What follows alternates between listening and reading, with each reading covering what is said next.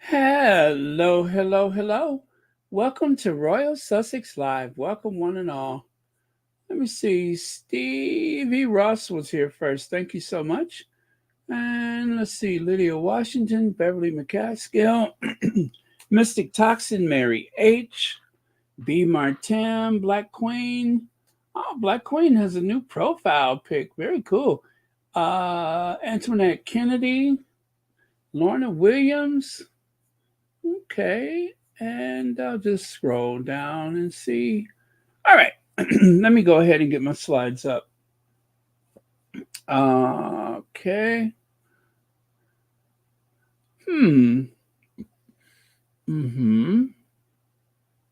Nah. That works. That works. No. Yeah. Why not? You know what? I just don't know where I got this from. That's what's so weird about this one. I have no idea where this came from. I'll show you guys in a second. But yet I have it. So if you guys can identify the occasion, please let me know because I don't recognize it. But it is a picture of our faves, right?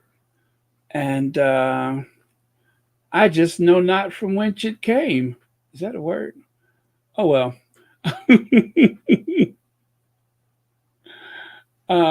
Okay. And come on now. Oh, that makes it easier. Okay. Why aren't you doing something?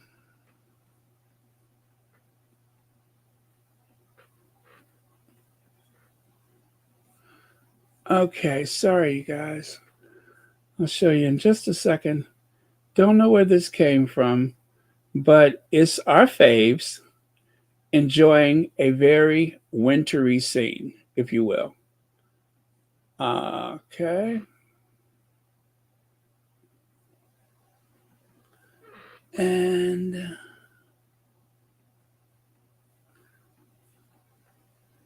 okay. All right. Okay, here goes. Why don't I bring the slides up? That would help. Okay, slides are coming up. And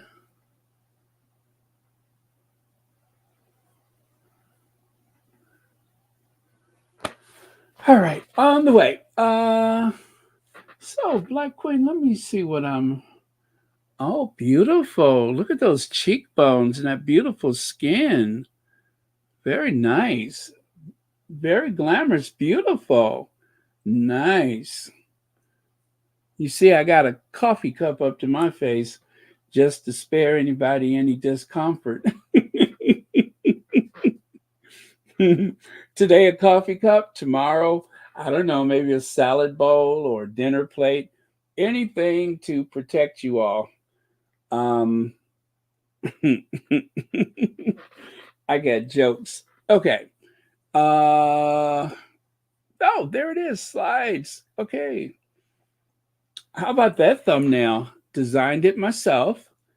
Um, Love that. It really captures our prince. It is the 1 year anniversary of Spare. Well, actually, it was released, officially released January the 10th, unless you go to some bookstore in Spain, then you can get it a week early, and that would allow the world to be exposed to a lot of bad, what do you call it, uh, interpretation, translation.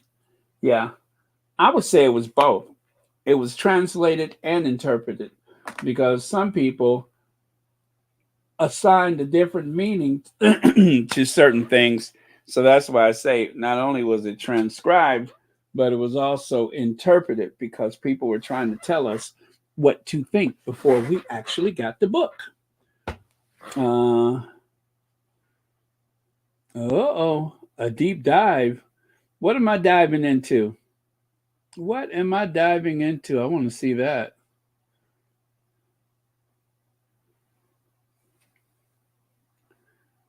Oh, yeah.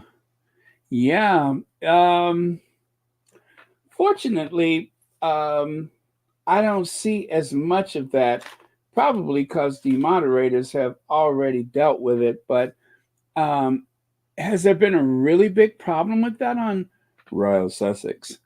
Oh, okay. Let me see. Mario Apanya, Happy New Year to you as well. Happy New Year. There we go.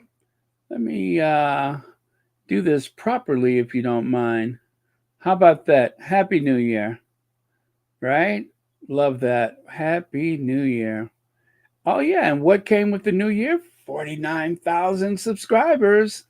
Oh, and if you don't let the past die, then it won't let you live. Remember that for 2024. If you don't let the past die, then it won't let you live. Don't let your past hold your feet down. Kick away the past and keep moving. Keep going forward. Okay. All right. Let's get on with this then. Back over here.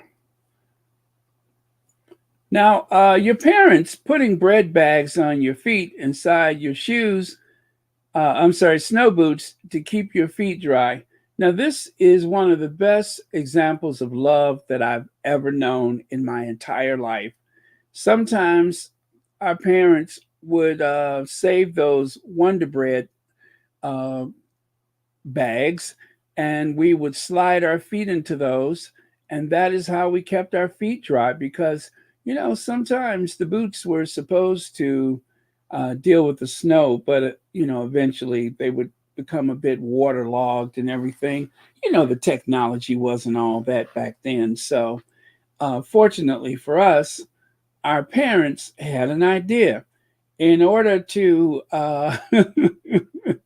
hermetically seal our feet into that boot, or sometimes we couldn't afford a boot, we just wore our regular shoes. We would slide our feet down in those bags, and that would keep our feet dry.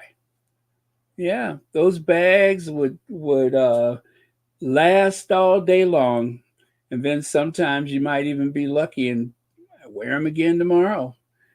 I guess we're going to have to try to eat more bread, huh? This is a nice little trip back, right? This takes you all the way back.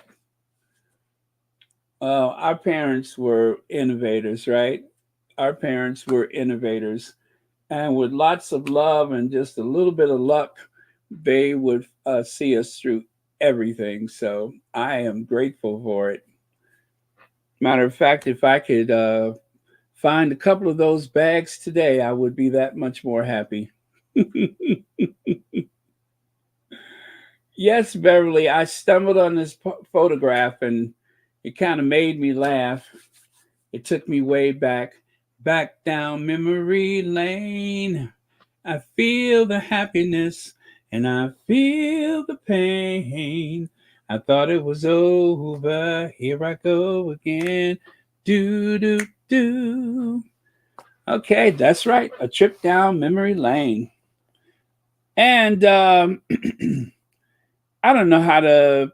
Oh, there we go. So this is one of my favorite wintry. I do apologize. Yes, it is the Paps, but this is one of my favorite wintry images of our Duchess. I tell you, for a California girl, she is ready, ain't she? She's got on the boots, right? And okay, I'm going to take 1 point away for her from her because she's got the torn jeans. Um, we don't do that in the winter in these snow-filled areas, but she's fashion forward, so we'll have to give her a pass on that one. And then look at the coat.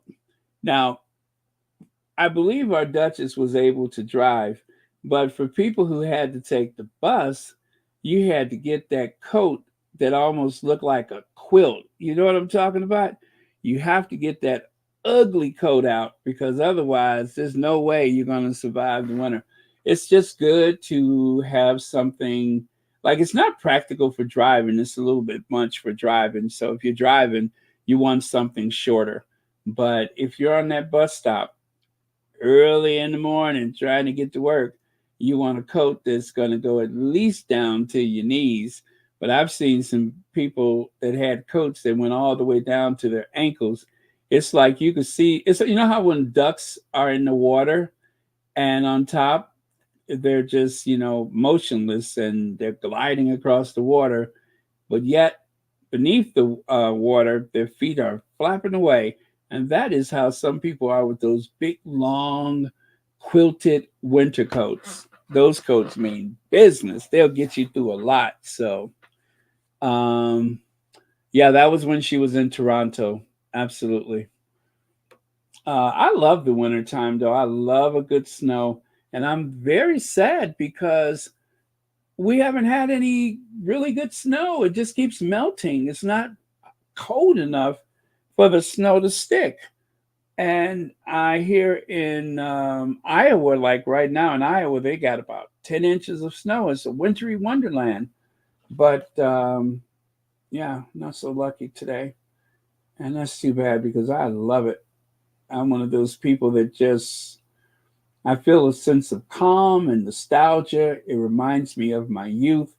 I just love the wintertime. I love that nice snow. That everything covered in white, everything's so quiet. Um, you go out and you start the car just to warm it up. All those kind of little rituals that we would do with the winter months. So yeah, it's fun. Okay. And this is the photo. Do you all know where this comes from? Because I don't know what the occasion was. I don't know where this photo comes from. And I've had it for a little while, and I'm just like, uh, where was this? So if you do know, let me know because I don't recall this one. Oh, wow, that's nice, Kim Peaches. I'm jealous. I am jealous. I don't mind the snow at all. Mm, what? Shorts in the wintertime? Well, young people do stuff like that. Young people are invincible, you know that. Young people just bounce right back. Nothing can stop them when they're young, but when you get older, oh boy, every little bump, every little fall, and you're just wondering, how am I going to be in the morning? Sometimes I'm afraid to go to sleep if I have a fall because I'm not sure if I'm going to be able to walk in the morning. Oh, really? Let me see. Was that not Whistler for Invictus? No.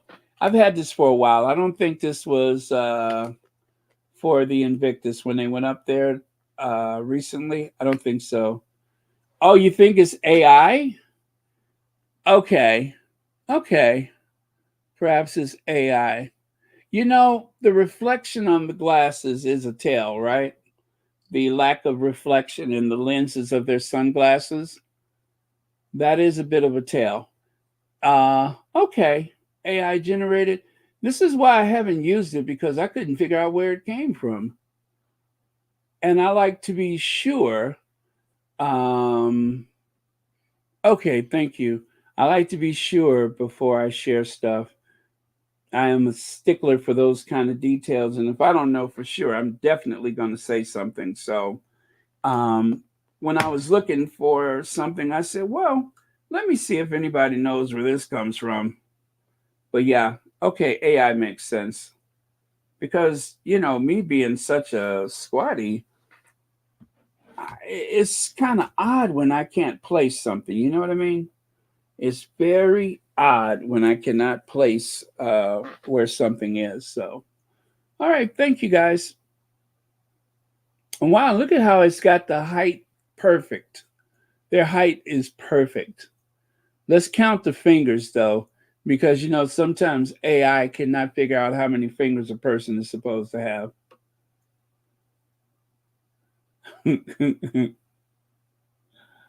Okay, so this is like the stuff of nightmares. Have you ever gone out to the nightclub and maybe you decided to kiss while you were out on the dance floor, or maybe you kind of got into a little corner with somebody and decided to kiss and exchange numbers, only for them to turn that light on and ah! I mean, you think you're kissing Lola Falana, and they turn that light on and it's Auntie Esther. Instead of Lola Falana, it's LaWanda Page. Watch it, sucker. Watch it, sucker. Hold on now, Fred Sanford. Wait a minute now, Fred Sanford. Oh, let me tell you a little story. Okay, so I went to a summer party that involved some of the people that I used to know from the nightclub, right? Oh my God.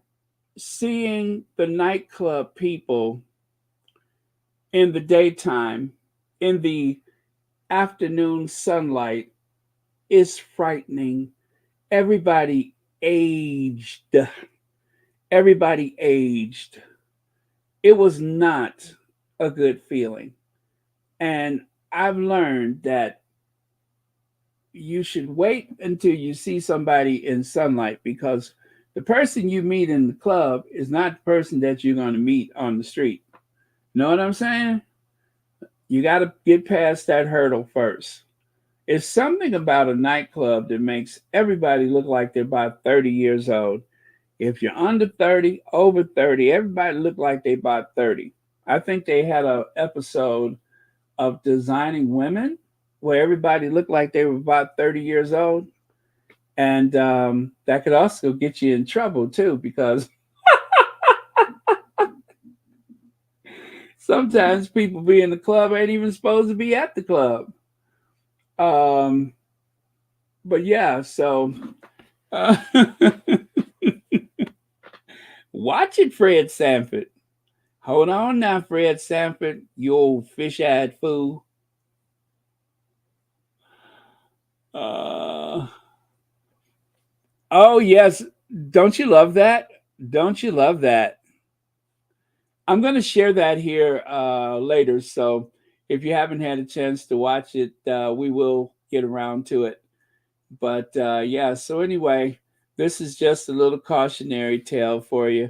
I don't know how many of y'all are still going out to the club, but if you are, just remember everything is not what it appears. Not everything is what it appears to be. So I guess from the neck down, you got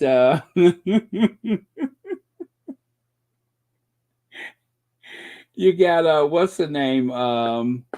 Who's that? Gosh, I can't think of the girl's name. Um, but yeah, you know what I mean. Yeah, from the neck down, you got one of those singers, and from the neck up, Auntie Esther. Life can be cruel, right? Life can be cruel. Anyway, let's move on. Uh, Atomic Dog. All the single ladies, all the single ladies, all the single ladies.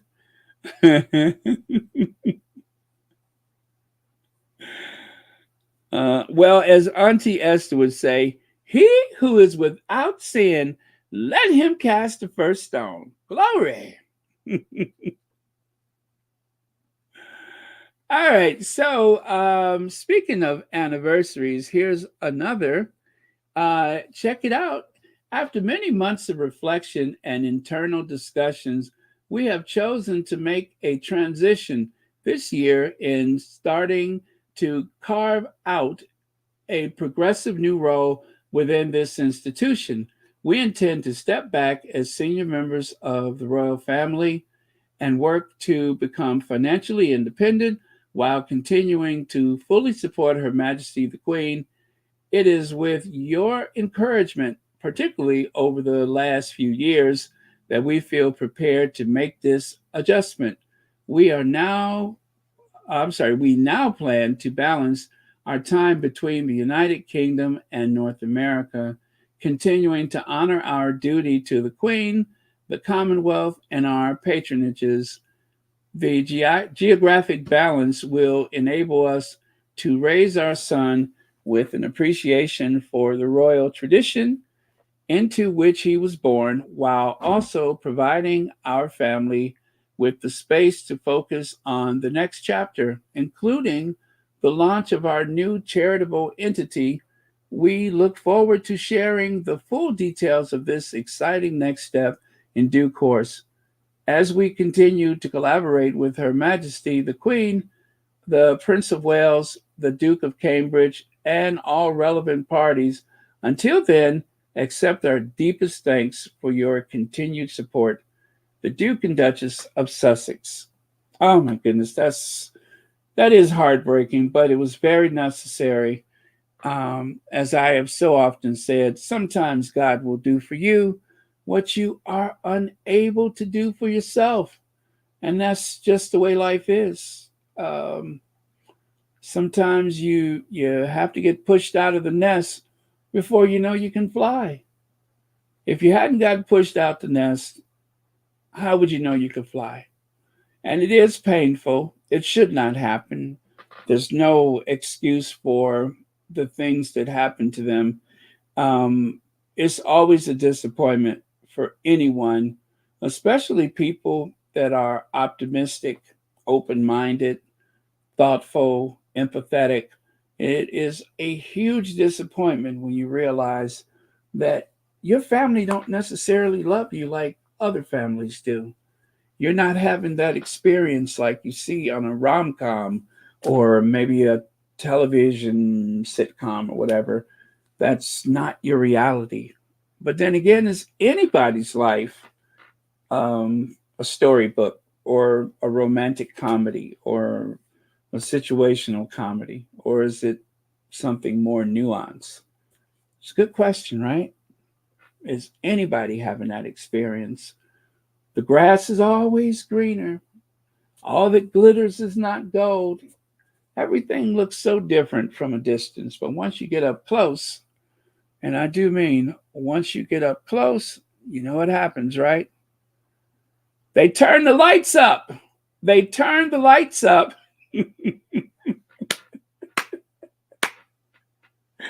This is what happens when you get too close. Somebody turned that light up, and next thing you know, Auntie Esther is standing where you thought Megan the Stallion was standing, right? Instead of Megan the Stallion, you got Auntie Esther. So I'm sorry, I couldn't resist. I was trying to be very serious there, and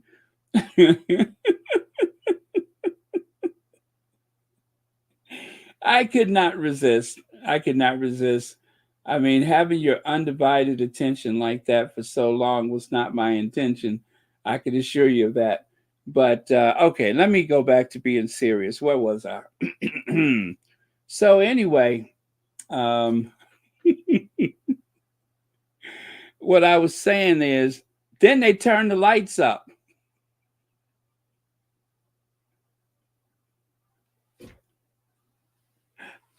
And inevitably, you hear somebody yell, "Oh, hell no." Uh-uh. I kissed that. Y'all stop it. We're trying to be serious. This is the anniversary of the Sussexes leaving Narnia. So we need to reflect on this, and you all keep bringing up Auntie Esther and Megan the Stallion.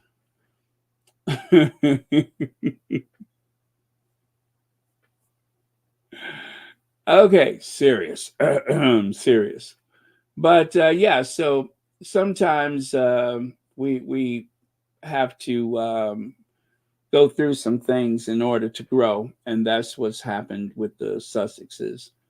And it didn't turn out exactly like I was hoping it would. And then, of course, you also may remember or you may recall that this person made themselves the center of the story. Very Pierce Morgan becoming the center of somebody else's story. Dan Wooten launches a tirade against the Duke and Duchess of Sussex. It's so much easier for them to blame anything uncomfortable on racism rather than address the fact that the negativity toward them is coming from within the royal family. Well, the Sussexes were forced to um, reveal the details of their exit because Dan Wooten threatened them. If you don't tell people in 10 days, I'll do it myself. They hadn't even finished drafting the letter. They wanted to, they needed more time. They needed more time.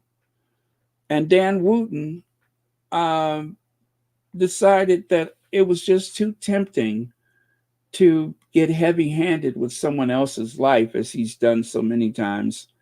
And it caused a great deal of stress and anxiety and probably even panic for Harry and Meghan. Imagine um, Harry leaving the only life he's ever known. Um, sure, he's traveled the world, but this was different. This was leaping into the deep end. This was the great unknown. And Dan Wooten um, maliciously struck out against them, and he probably never even met either one of them. I don't think he's ever met either one of them. And he came toward them as an enemy, as an oppressor, as a jailer, if you will.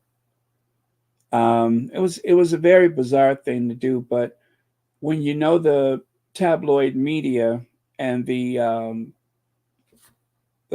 way things are done, the culture that is part of that tabloid media, then it's not really a surprise, is it? It is really par for the course. It is a continuance of a war that you did not start. A misinformation war, cultural war, whatever it was, somehow Harry and Meghan got pulled into it.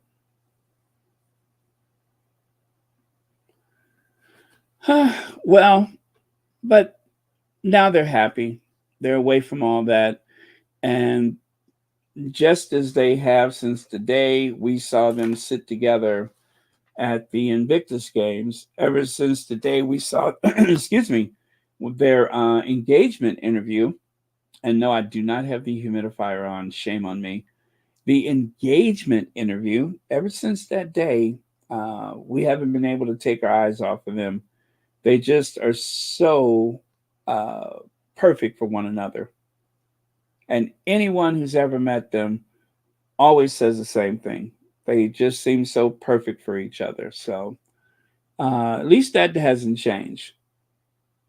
That has not changed. So just keep praying for them and keep wishing them the best. And yeah, just cover them with your prayers, and they're going to be okay.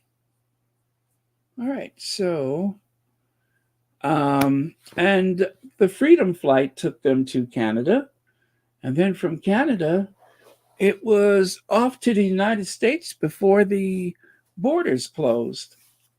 Um, without security, a bodyguard, or royal protection, something Harry's had his entire life. Yet another thing that was taken away from him. Um, and everything was taken from him. He didn't want to leave, he had to leave. It was as though it was by design. They needed him out of there.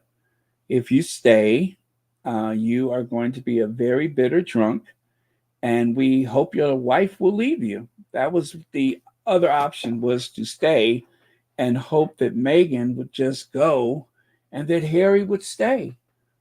But that is not how it turned out, is it? It is the law of unintended consequences. No, Harry did not give in to substance abuse.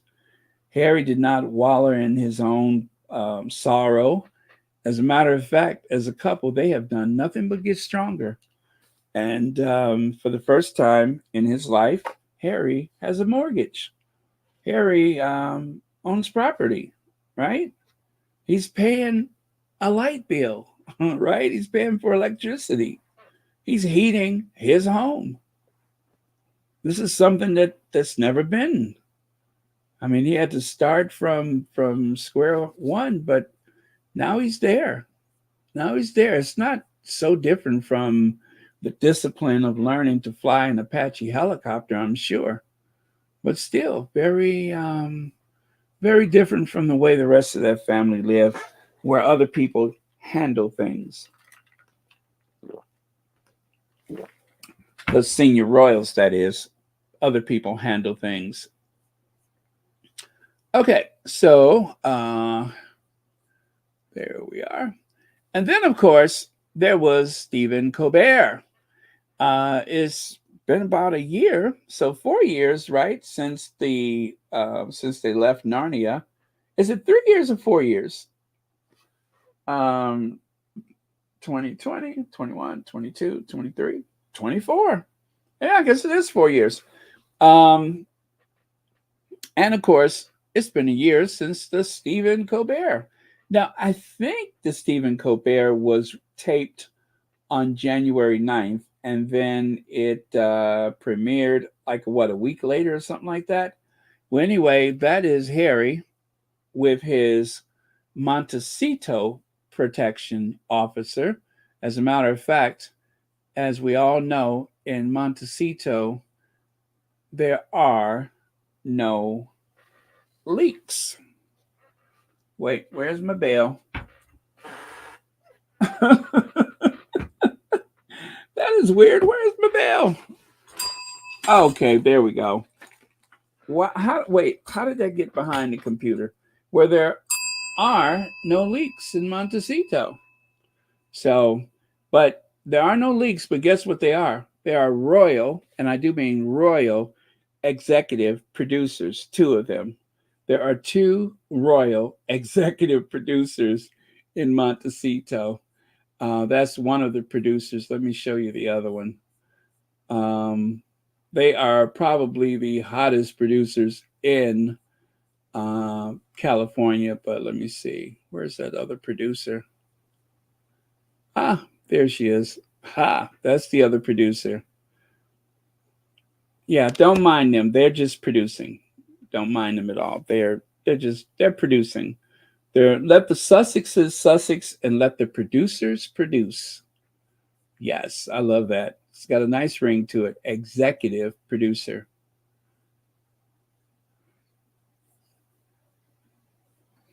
And also today, there was an story about Sandhurst. Now, as you guys know, Harry graduated from Sandhurst, which is a military school. And, well, it's another case of messiness. Yes, the usual messiness. Meaning, of course, oh, I got to share this photo with you guys. I got to share this one. It's one of my favorite photos. Okay, I'm going to share that with you later. Just saw it and I'm just like, oh, I got to share that. And this one too. No, just kidding. I'm not going to share that one. But okay, let me get back over here with this. So, uh where is it? There it is. So, Prince Harry graduated from Sandhurst in 2006. By 2007, he was serving his first tour in Afghanistan, a tour which was cut short as Harry had to be removed from a war zone after an Australian media outlet published his general location. Harry waited and trained to go back as an Apache helicopter pilot, which happened in September of 2012 through January of 2013. After his tours, Harry used his military and charitable connections to organize the Invictus Games, the first of which was held in 2014 when Harry was still an army captain. You would think that Sandhurst would be enormously proud of what their graduate has achieved. You would be wrong. No, maybe that's not fair. There's a new book out about Sandhurst graduates, and the guy who wrote it made a point not including Harry. Coincidentally, William wrote the foreword for the book. I smell a rat. I smell a rat. So, do you mean to tell me that there's a book and it includes and celebrates the graduates of Sandhurst, and Harry, one of the most celebrated graduates in recent memory, not just because he's a royal, no, but the Invictus Games? Thousands of people have been helped by the Invictus Games. The Invictus Games is, of course, for the wounded, sick, and of course, people who even have invisible wounds. And let's face it, it's also for their families. The Invictus Games, just like any other military, not for profit or military foundation or foundation that serves the military, it's also there for the families. We have learned over the years that when a soldier serves, everybody in the family is in service because the family is so important to the soldier. The family is so important, which is why Tyler Perry is working on that movie about the 6888. Those women that were running the postal service for those American enlisted men and women in World War II, um, it was very vital. One of the things that gave people strength and stability was a letter from home. And so important it was that they would do everything within their power to get letter in hand to that soldier, even on the front lines. So that's why you know the family is very important. Yeah, you might fight for king and country. You might fight for the United States Constitution or wherever you're from. But it's only made possible because of the love of your family and your country. It's got to be both. You can't have one without the other. So, very important. Okay. Leg says, oh, wait a minute. I'm on the wrong thing here. Okay. Uh-oh, where did it go? I got you right here. There it is. Leg says, clearly the guy didn't want the book to sell. Ah, thank you, Legs. I told you, you always know what to say. Yeah, no Harry, no sales. Yeah, the book is not going to do as well without mention of the Duke of Sussex. What a brown noser. Yeah, somebody is clearly licking the boots. Yes, somebody's boots have been thoroughly cleaned because that is a move from someone who is trying to impress the future king. But yeah, how interesting it is that William wrote the foreword for the book, and the book just totally ignores Harry. Yeah, not good, you guys. Not good. Now, I'm pretty sure, as Harry has said, that the experience that he's had, the service that he's done, that will never be taken away from him. He is recognized by the military community all over the world. And one thing that gives me so much pleasure is the way that Harry is acknowledged and celebrated in these United States by American soldiers and their families. Did you hear what I said? By American soldiers and their families. So it does not matter. Harry is super popular here in the United States and with the United States military. So I'll take that. I will take that. As a matter of fact, shall we? I think we should.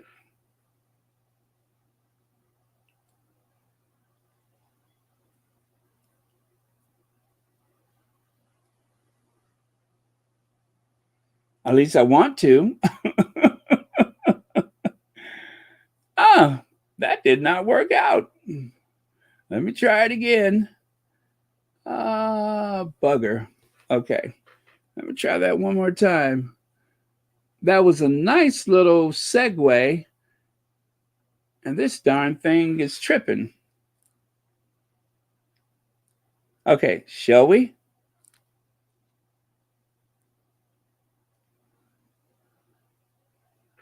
Uh huh. Your device is having trouble sharing your video. Try sharing again. Okay. Okay. Don't start none. There won't be none. All right. Now, once again, that was an amazing segue. Why are they tripping on me? Why are they tripping? All right, gonna try that one more time. And this is my newer computer. This never lets me down. Let's try that once more. As I segue, okay, I'm segueing. I'm segueing.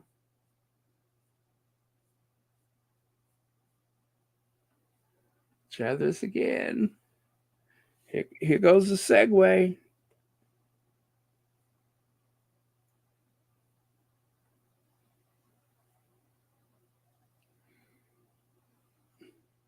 Okay, this thing don't want to let me have my moment.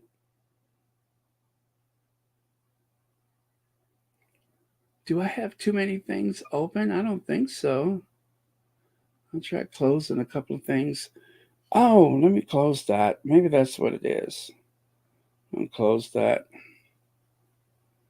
Oh, well. Let me go to the next photo. Oh, so you guys didn't see this one, but that's where I was reading from, was from this. Look at Harry's face. Look at his face. And I want you guys to make sure you take notice of how proud the Queen is. Look at the Queen looking at him. His face is red as a beet. And if you look at the top left, don't tell me the Queen don't look jazzy. She got the fur-lined cuffs, and she's got the yeah. I love that outfit on her. And take a look here. So this is actually Harry's returned visit to Sandhurst. He returned to Sandhurst on behalf of the Queen. Yeah, he went back to Sandhurst on the Queen's behalf.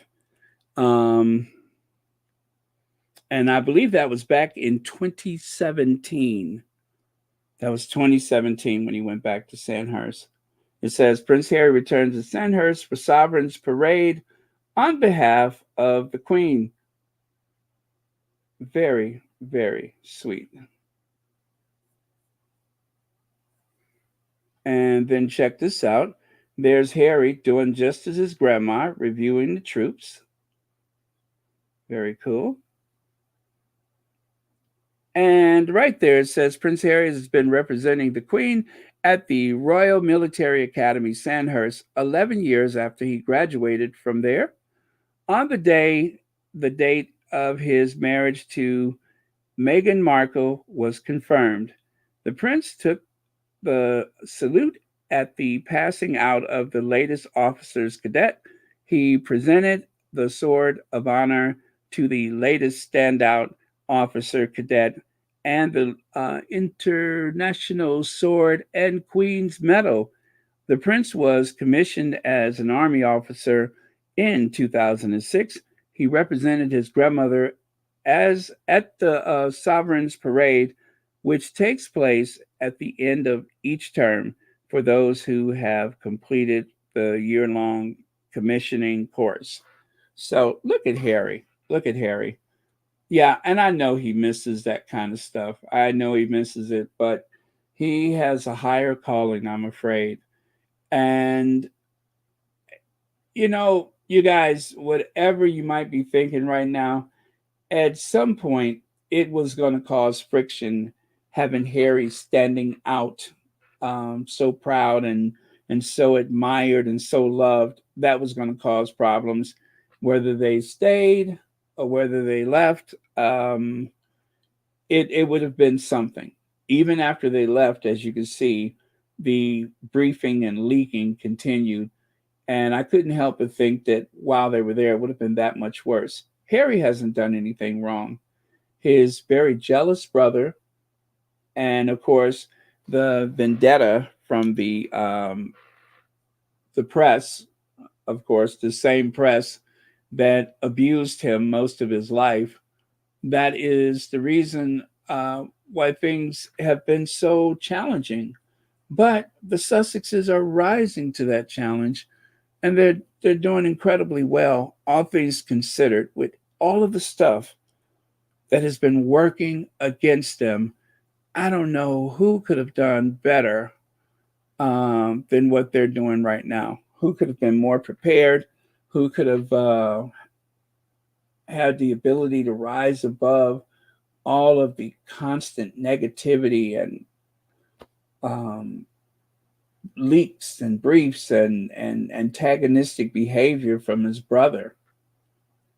Wow, that is something. And yet Harry is forever the optimist, hoping that one day things will get better. And I hope it does.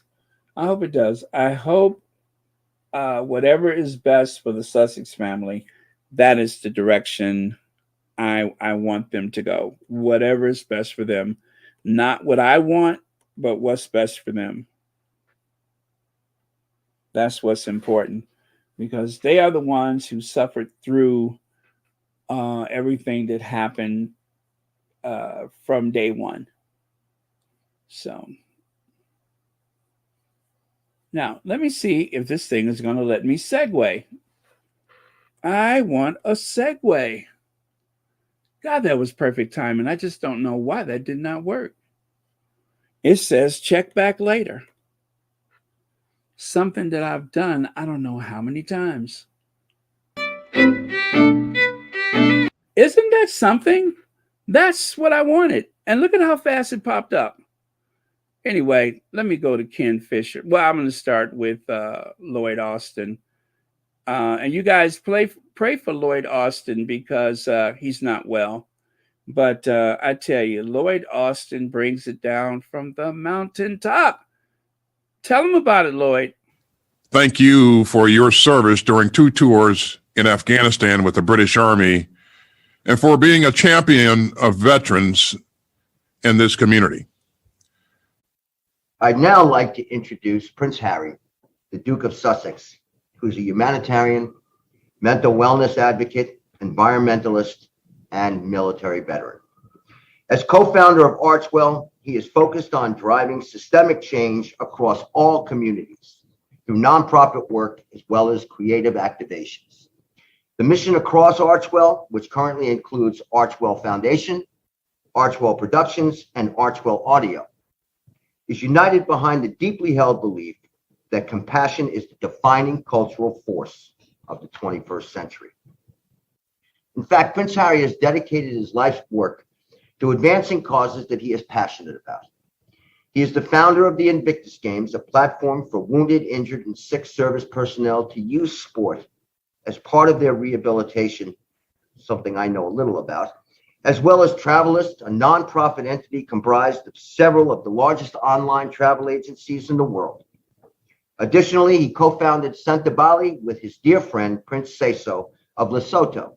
in memory of their mother's charitable work in combating the HIV crisis, and serves as president of the African Parks, a non-governmental organization focused on protecting Africa's ecosystems in partnership with local communities and governments. He was named Chief Impact Officer at Better Up, a world-class coaching platform that helps people everywhere achieve their own version of peak performance, and serves on the Aspen Institute Commission on Information Disorder, which brought together critical voices across public, private, and civil society landscape to respond to today's mis- and disinformation crisis. Prince Harry served in the British Army for 10 years, rising to the rank of captain and undertaking 2 tours in Afghanistan.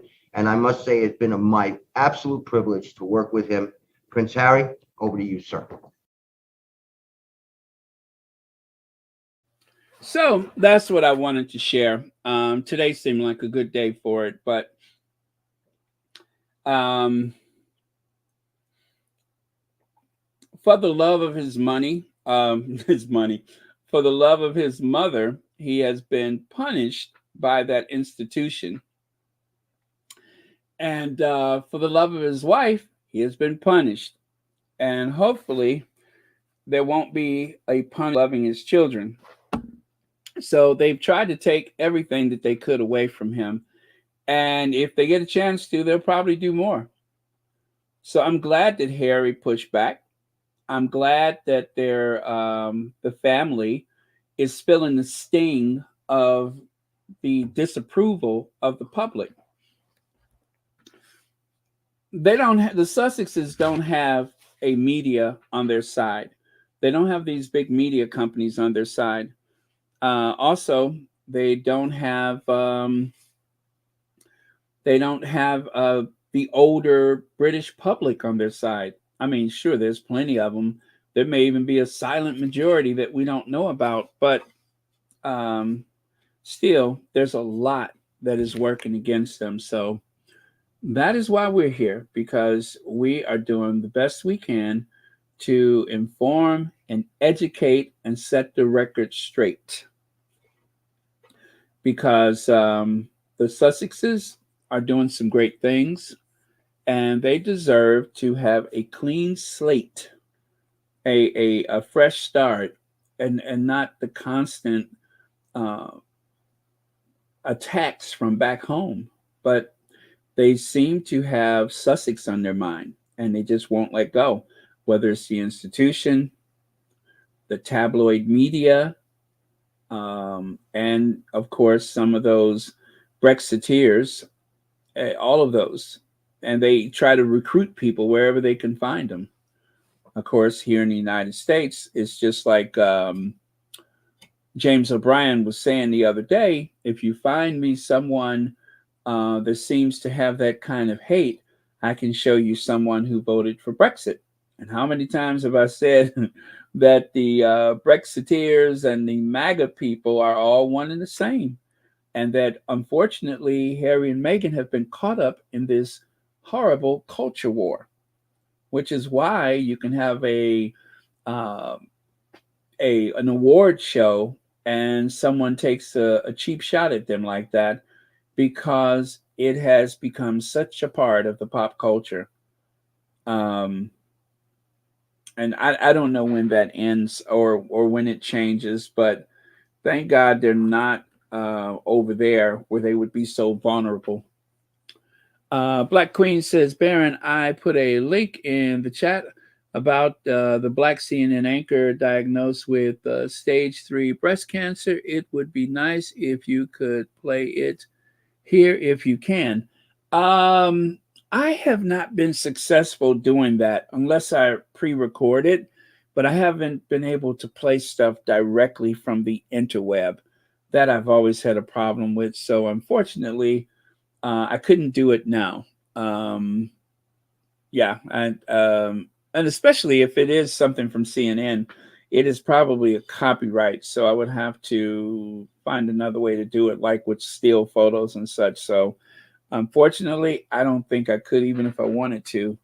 But thanks for the super sticker. And tomorrow, for sure, if you Well, I'll get the link. Let me see if I can save the link now. But I will save the link and see if I can't do something with it for tomorrow. Oh, I got it. I got it. Okay. Oh, yeah, definitely. I could not play this one. Could not play this one. Oh, you know what? You know what? I can put it in the community tab. Important. Yeah, I'll put it in the community tab.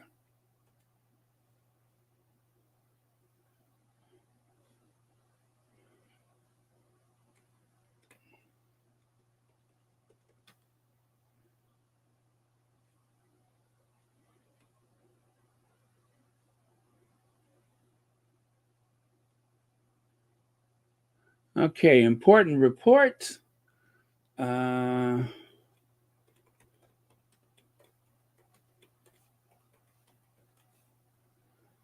okay, it will be on the community tab, so that way you can see the actual thing.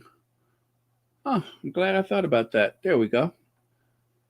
Okay, sorted. It should be there for anybody whenever you want to watch it. If you want to watch it now, I don't mind, but it is there.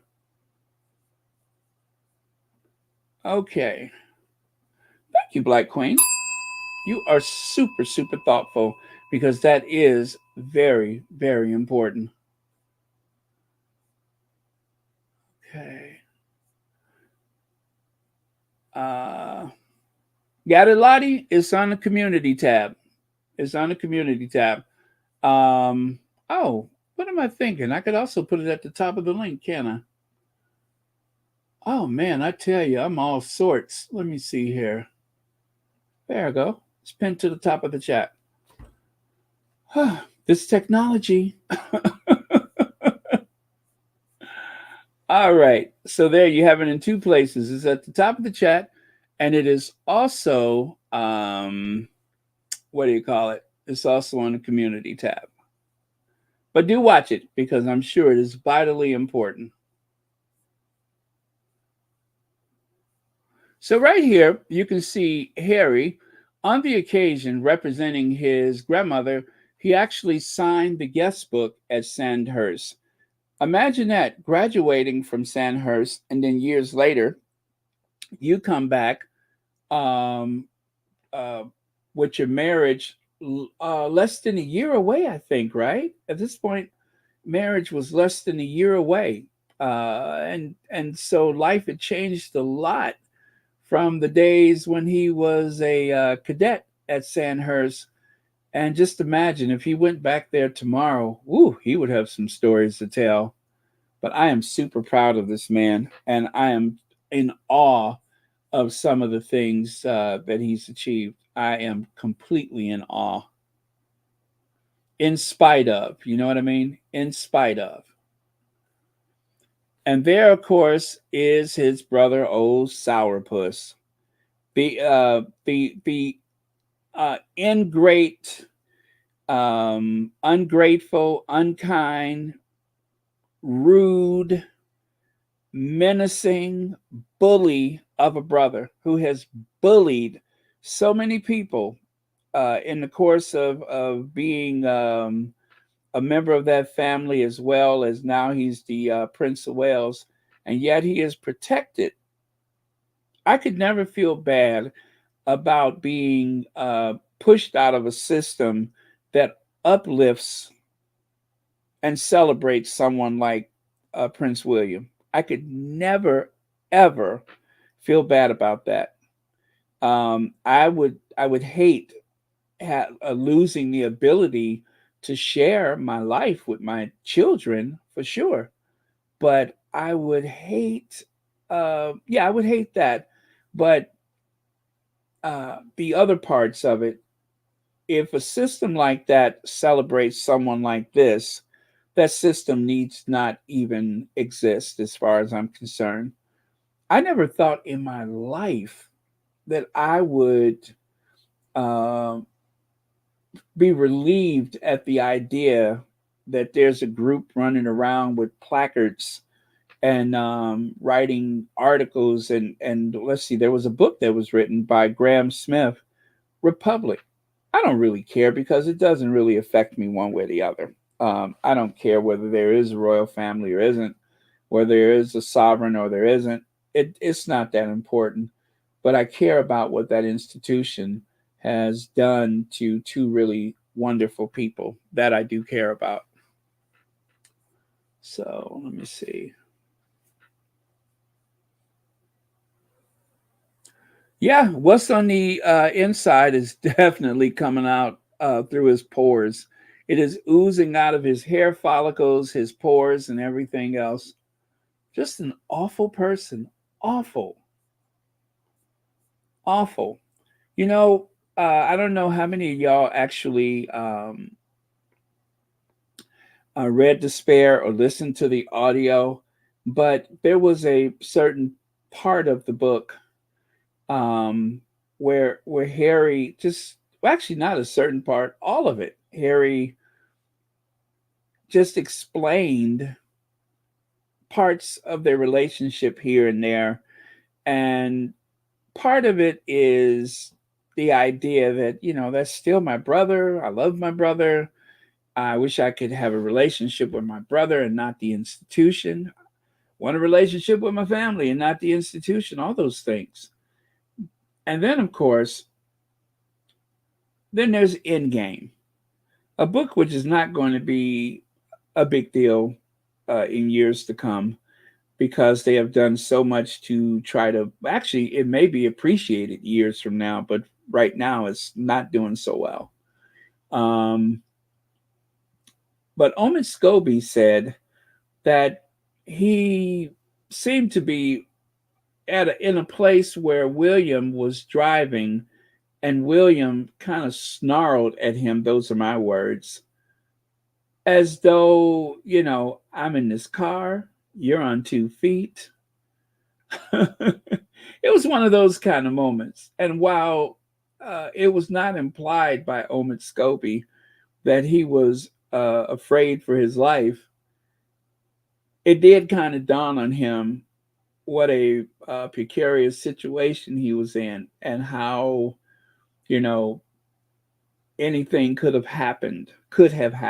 So, and given Williams' uh, mentality, you'd have to wonder that's going to be that one part of the book that I'm going to think about often. I can tell right now that's that one part of the book. Williams staring down Omid Scobie behind the wheel of a car when Omid was in a place where he was not expected to be seen. That will haunt me always, because I don't think Omid would have put it in the book if he hadn't thought of the same thing. That's who William is. You just can't be certain. You cannot be certain. So yeah, Spare 1 year anniversary celebration. So January the 10th, the book was released, and from that point, Spare went on to become the number one best-selling nonfiction book ever, ever, beating out President Barack Obama's, an incredible, popular person, Barack Obama, uh, incredibly popular, and yet Prince Harry's book even took the fastest sales numbers from Barack Obama and became a Guinness Book of Records, World Records book. Congratulations to Prince Harry, whose memoir Spare has become the fastest selling nonfiction book of all time. It's still weird to say that, but true. The fastest selling nonfiction book of all time. Prince Harry's memoir Spare, according to Associated Press, sells 3.2 million copies in first week. It was already on the bestsellers list before it was even sold. Books on all four seller list: Spare by Prince Harry, New York Times Publishers Weekly, number one. Amazon, number one. indie bestsellers, #1, and then some other one that got cut off there. #1 every place. #1. #1.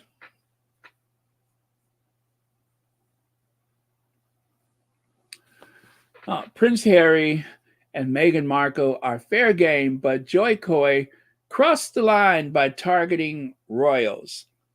Now, wait a darn minute. Harry and Meghan are royals. What do you mean by targeting royals? Harry and Meghan are royals.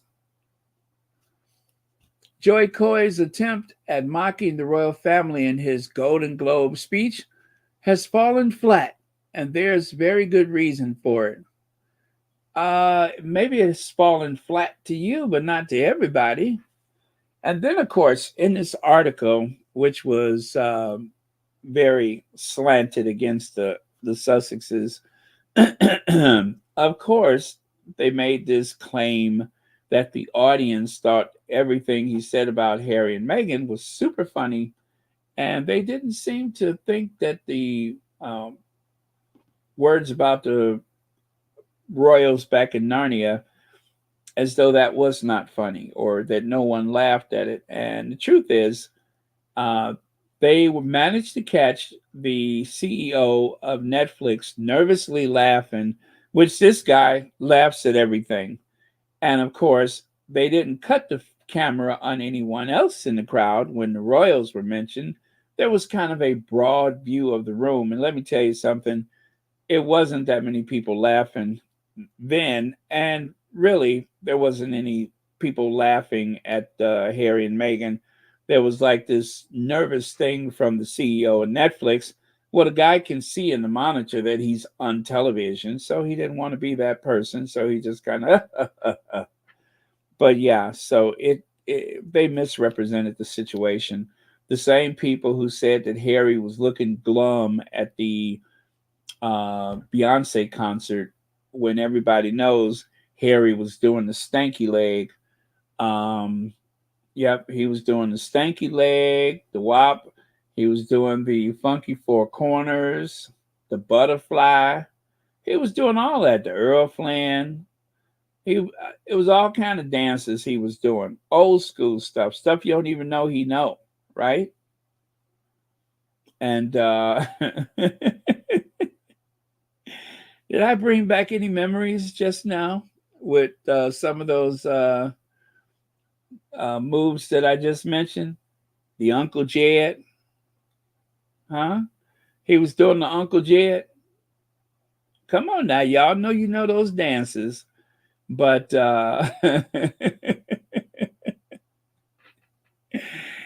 anyway, he was doing the most. I'll just say that he was doing the most. Oh, not the bump. Not the bump. He was doing the bump. Okay. All right. The worm, the moonwalk. Okay. Yeah, he was doing all that stuff. Okay. So let me go ahead and run that video that I intended to share with you guys. I hope my computer ain't going to trip on me. I just loaded this one, so there should not be any problem.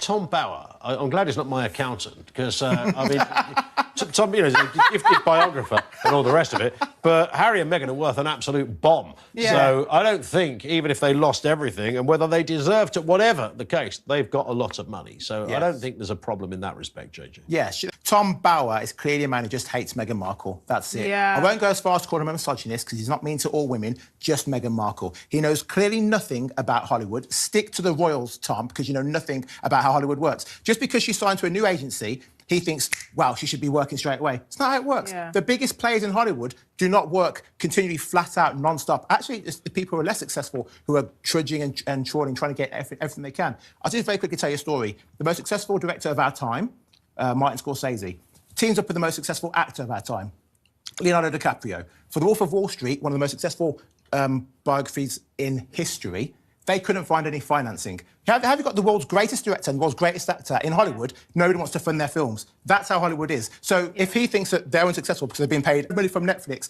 and Spotify, and Netflix have already said it's still the most successful documentary they've ever had on the platform, but they're not successful. He's an absolute idiot. Should get in the bin. We talked about Tom Bauer. I'm glad he's not my accountant because I mean, Tom, you know, is a gifted biographer.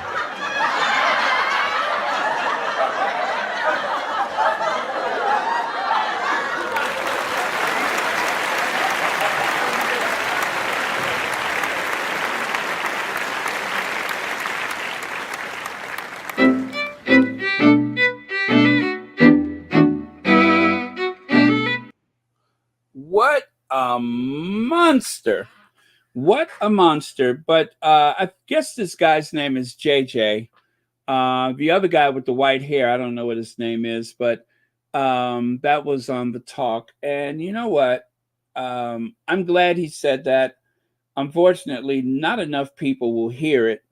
And for those who do hear it, there are some people that you can never reach with common sense or intelligence or anything else for that matter. There's some people, like they say, haters gonna hate. But the point is, he was right about what he said about them not knowing anything about Hollywood.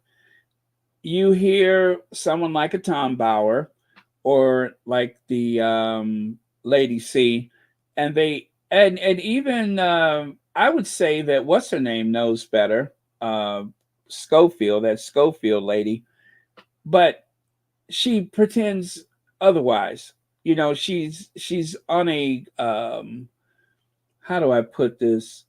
I guess she's taken license with things in order to appeal to a British audience because let's face it, that's her bread and butter, is appealing to the British audience by being the consummate insider who knows things about what's going on in Hollywood and they say and such and such. But she doesn't tell you the truth.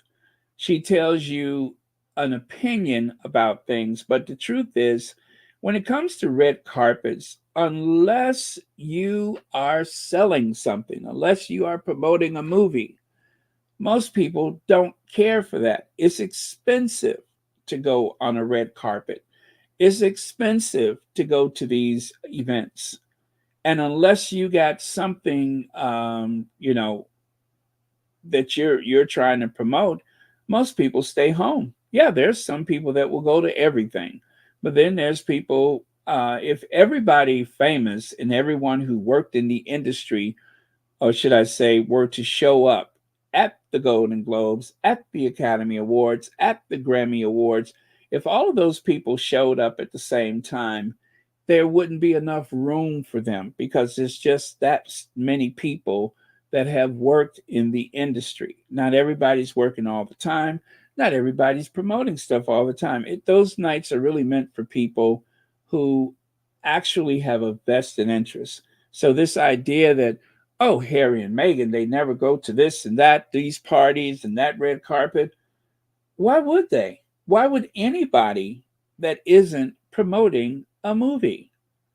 You have the expense, you have the logistics of trying to secure a hotel when the hotel rates have gone through the roof. And all of these things, yeah, Harry and Meghan can afford it, but it's just not good business for someone who's not promoting something. And that goes for anybody. That goes for anybody in the industry, no matter how much money you have, no matter how much free time you have.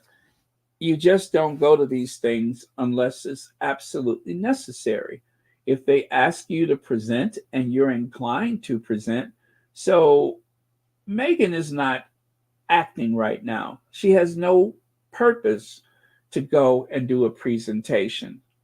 But for the people that are still acting, for the people who may be counting on those residuals more than what Meghan is right now, whatever residuals they have, yeah, best get out there. If you are hoping to have a spinoff or to create a Suits universe, if you will, like the Marvel universe, then you better do that presentation Meghan doesn't need it. It's not necessary. It's not the direction she's going in. When she has something produced and she is there to promote that, then she will make herself available. That's it. And so, no matter how they try to spin this or how they try to come up with some way to convince people that there's this, I guess, mentality toward the Sussexes in Hollywood, nothing could be further from the truth. And if someone like a Tom Bauer or Lady C or even Angela Latrine, they think they say if they say it loud enough and often enough that that's going to make it true. But people in the industry have suffered the same slings and arrows that Harry and Meghan has suffered, especially Oprah. Oprah has been vetted, investigated, written about. They have said everything that you could possibly say about her. And at this point, she doesn't care. She's doing what she wants to do. They have people that handle stuff like that, and that's it. But and to some degree or another, everybody in the business has been papped. Everyone has had lies written about them. Even Dolly Parton's sister, Stella. You know, Stella Parton has an in for the British tabloid media. And why? She gave an interview and they told a big lie. She didn't like the way the interview was printed. I didn't say that. That's not what I said. And ever since then, whenever she gets an opportunity to drag the tabloid media, she does it. And she's not afraid. She's and of course she is very supportive of the Sussexes. So that's a plus right there. But they know how it works. So the lies that they tell about what Hollywood thinks and what the Sussexes are doing, there are no leaks in Montecito. And it kills them that they don't know what Harry and Meghan are going to do next. They want so desperately that they even had that one crazy person that the what's his name, Richard K. Was it Richard K? The one who said, "Oh, get on the social media, let us know what you're doing." That was so pathetic. I'm like, would you get up off your knees now? It was very pathetic, scary almost, and how desperate they are to get into their business because they have boring, boring Kate and Will to deal with, and they just are not selling. The publishing industry is getting smaller by the day. um, they have lost so much of their audience to people like me, right? They have lost so much of their audience to TikTok, YouTube, Instagram, even Facebook. They have lost a lot of their audience because people are filtering what they say just like they filter what other people say. So they can't depend on their word being the last as much as they want it to be. But they are losing money. The press is losing money. And right now, they are in agony because Harry and Meghan haven't been seen. So they're going to go back to what they usually do, revising the old stories and making up stuff. They should do like me, just drag Will and Kate. It's fun, it's informative. I never get tired of it. Just drag Will and Kate. There's plenty there if you tell the truth. Shelly L says you also have to be invited.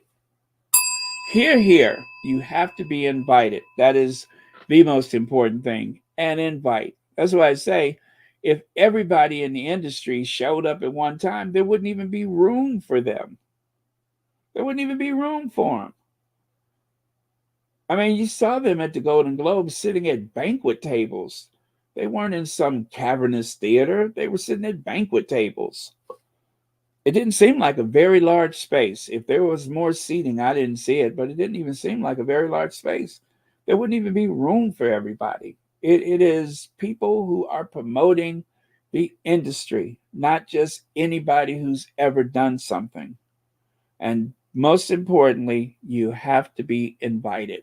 So um, I'm mostly speaking because of my frustration with this theme of nobody wants to see them. Um, we hope, oh yeah, I hope they go to the Met Gala. I hope they'll go to this. I hope they go to that. We hope because we want to see our faves. We want to see them being loved up and having a good time. But if it's not meant to be, it's just not meant to be. When Harry and Meghan are ready to do this or to do that, we will be there to support them. And it will be at a time and a place that makes sense for them, that makes sense for their family, not to satisfy the British tabloid media. That's not how this works. That's not how any of this works. It's not at the convenience of the tabloid media. It never is. Uh, oh, thank you, Beverly. I don't know what I said, but I'm glad you're enjoying yourself.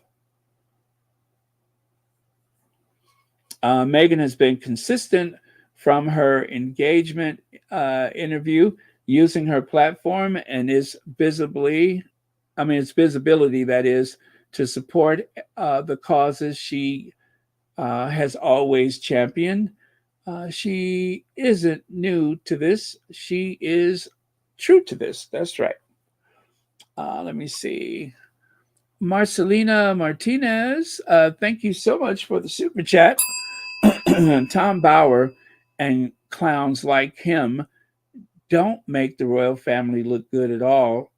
Sensible people won't believe them. Their lies make the royal family laughable. And that is so true. There is a silent majority of people out there that are not in these spaces with us. And it's so easy to forget that because of how often, because of the algorithm, how often that we see other things. But um, truthfully, people outside of the Sussex universe, outside of the royal family and such, they don't see this stuff every day. When they do, it is usually some nasty headline or something like that. And my hope is that we can combat that enough so that before people take on that negative mood, that we can help filter some of the lies and the innuendos out. But it's not even always about the story. The headline is probably the worst part because that is what captures people's um, interest. They take notice to the headline, and then the article itself is there to reinforce and even to confuse, frustrate, and a lot of the problems that people have when they say, "Oh, someone is so overexposed," they're probably not overexposed. What it is that um, they have caused frustration. They have created what is the word I'm looking for? They're trying to wear people down. Fatigue. They have created a fatigue. How could you be seen as few times as Meghan has been seen in the past? What 4 years? I guess I'm going to just go out on a limb and say we have seen Harry at least twice as much, if not more, than we have seen Meghan. And of course, when it comes to an interview, Meghan has done what, a handful of interviews and rarely interviews about the royal family. And yet, there's all of these negative things that are associated with someone who rarely is seen in public, who rarely speaks about either side of her family, but yet the tabloids got so much to say. They know what she's thinking. They know what she's done. They know where she's been. They know her intentions. They know all that stuff. How? Because they make it up. That's how. That's how they know these things, because they make it up. They just make it up. Oh, Megan is trying to get a free camera for Archie. Oh, did Megan say Archie is a voracious reader? How is that possible? He's so young. And in both instances, hateful people heard what they wanted to hear and nothing else. They heard what they wanted to hear. They have been weaponized by the tabloids to look for a few key things, and from there, it's off and running. And for those of you hate listeners that are doing that, you really should be ashamed of yourselves. You really should be ashamed of yourselves for having so much hate and hostility for someone that you've never met before. You only know what the tabloids tell you. You don't know why you hate, but you just do. And it's not just Harry and Meghan. It may be any black person that you've ever seen, unless it's someone who's saying what you want to hear, like Republicans or Tories or whatever. Then those are ones that you can't get enough of. But anybody that goes against the right wing agenda, you don't want to hear from them. You don't want to hear from them. If you are conservative and you are right winger, and what I say hurts your feelings, I really don't care, because that is what I have encountered, is that they seem to run in packs and they seem to have an agenda. And it's actually a minority of society. It's a minority in society, but they are doing the most damage to society. Those right wingers, those alt right wingers, those people that believe in all those spirit conspiracies, they're doing so much damage to the world.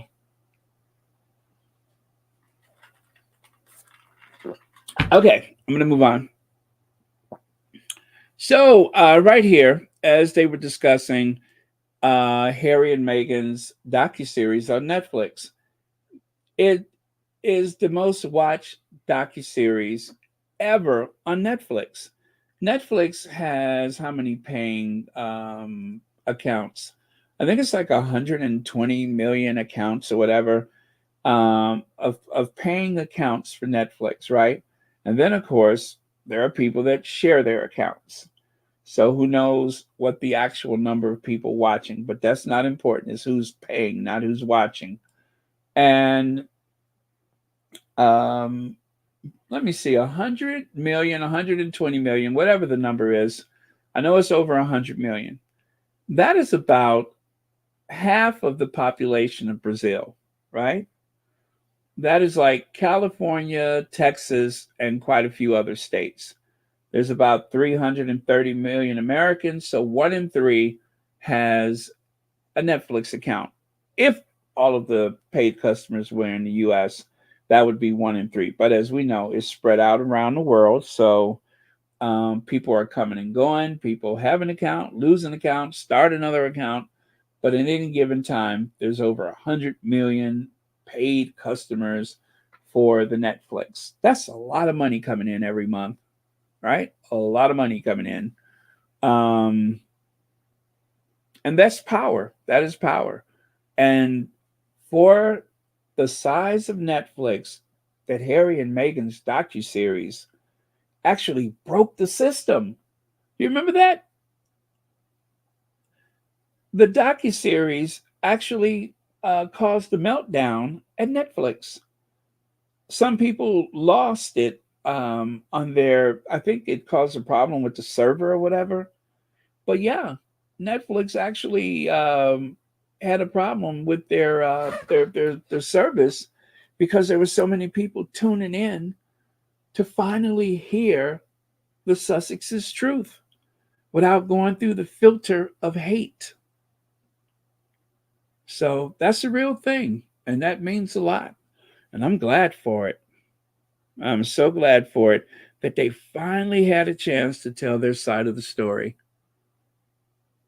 And some people didn't care for it because they thought it was too one sided. Well, all I can say is just look at what they've been through.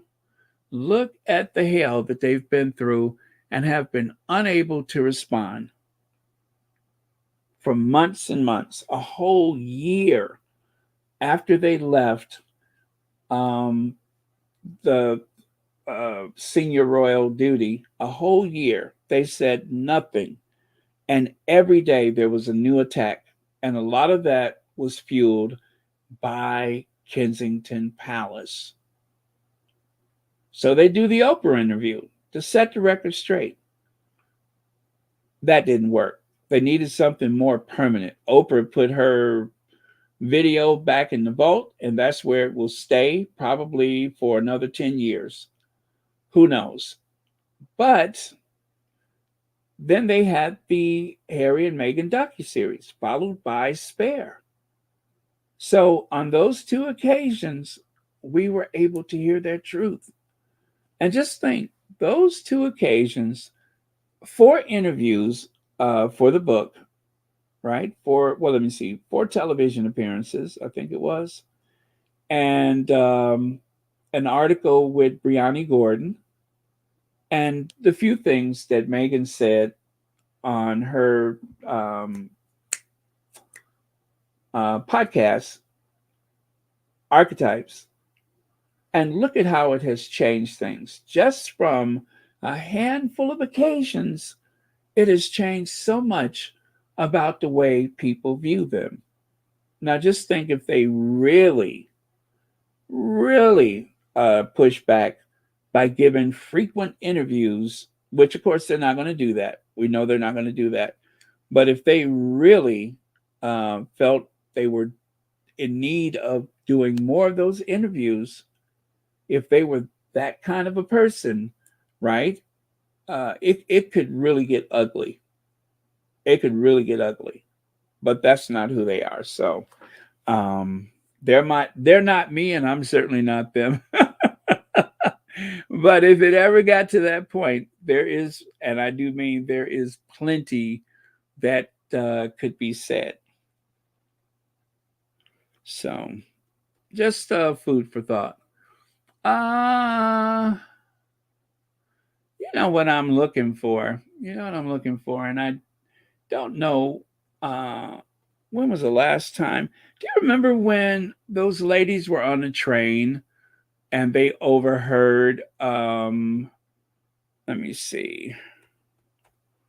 They overheard that interview that was going on, or a conversation on the train with the LBC or whatever. No, the GBN guy. Y'all remember that one? I haven't shared that one in quite some time, and I wish I could, but I don't know where the heck that is. But oh, that would be really good for right now. Let me see. Was it GBN? Nope, that's not it. I don't want to say the name of that person who was on the train, and I appreciate if you all don't either. Uh, I can't stand her face. I can't stand her voice. I just cannot stand her in any way whatsoever. So let's not go there. Let's not go there. Yes, I don't think I have it here. I don't think I have it here. I haven't seen it in so long, I forgot what the title was. I probably do have it and don't recall the title. Huh. Isn't that something? I do not recall the title. And I know y'all know which one I'm talking about. Huh. Yep. Not at all. Wow, I got quite a few videos here, though. What was the title of that thing? Oh, well, it'll come to me later. Let me see. They were on a train. It was a train, right?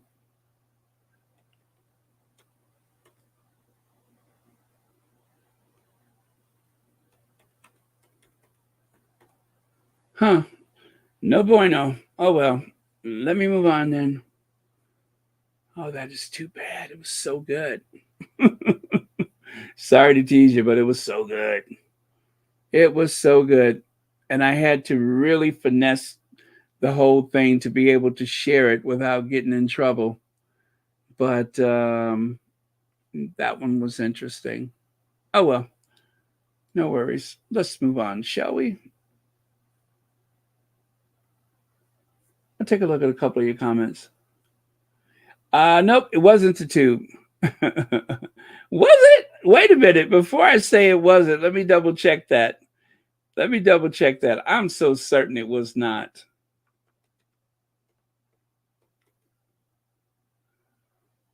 Nope, I don't see it. I don't see it.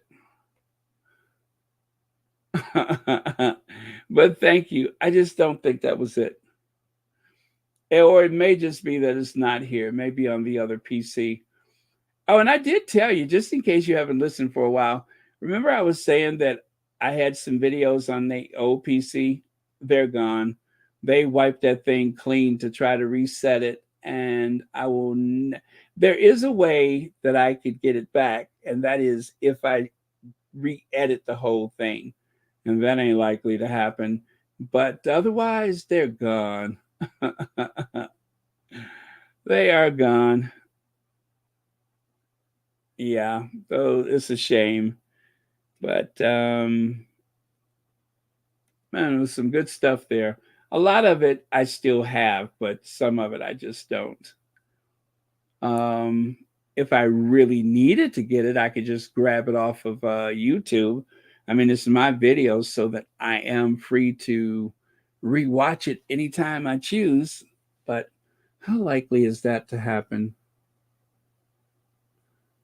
How likely is that to happen? Oh well.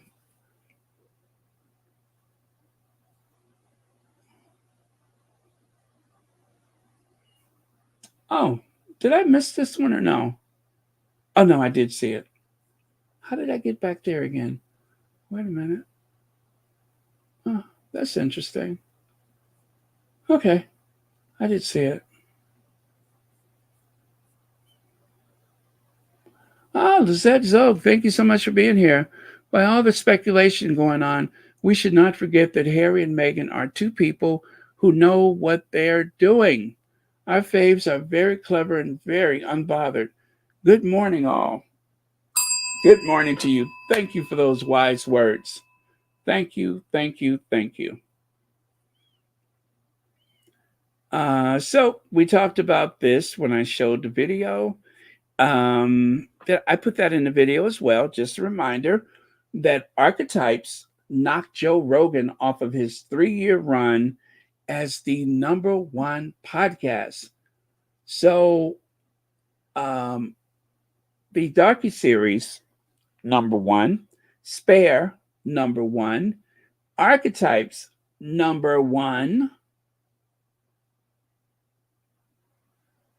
Okay, #1. That's 3 #1s I just mentioned in such a short period of time.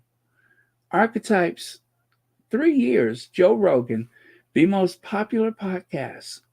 3 years straight, Joe Rogan was unchallenged. And then suddenly, Archetypes. Everybody was talking about Archetypes. Everybody was watching Archetypes. And it was so much fun watching the way Archetypes became #1 in the UK. It even was #1 in quite a few non-English speaking countries, or at least in the top 10. So, duh, they can make money. They are marketable. They are marketable. And no matter what negative opinions that Tom Bauer has, or any of those other people, hate mongers, doesn't matter. Money talks. Money talks. And being marketable is the place you want to be. I mean, look at that. Look at that thing. Tom Bauer looks like some old undertaker. He looks like he can't wait to go home and give himself an enema. He looks like Weekend at Bernie's. I mean, there's a lot going on with Tom Bauer, and there's probably a lot that doesn't happen, which is why he's so mean. That's why he's so mean. Maybe there's a certain something that hasn't worked for him in some time, and because of that, his disposition is rather hostile. But whatever it is, anything that cannot be treated with a visit to the pharmacy, or anything that can't be treated by anyway, whatever has him so uptight, something's got him uptight. But whatever it is he's lacking, even if he just needs a hug, right? If he just needs someone to hold him and say that he's okay, it ain't gonna be me, but somebody needs to do it. Somebody hold his hand, put your hand on or arm around his shoulder, or give him some, whatever it takes, just so that he can calm down and leave the rest of us alone. He's so negative. Remember how his book was supposed to really scare people? Ooh, Tom Bauer's book. Tom Bauer's book. He was all over the place talking about that book.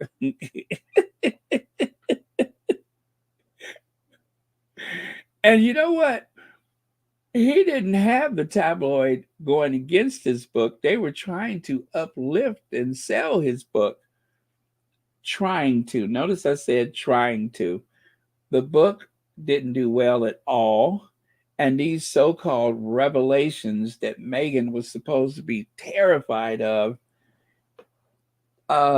Andrew Morton spent all that time in LA and came up with nothing.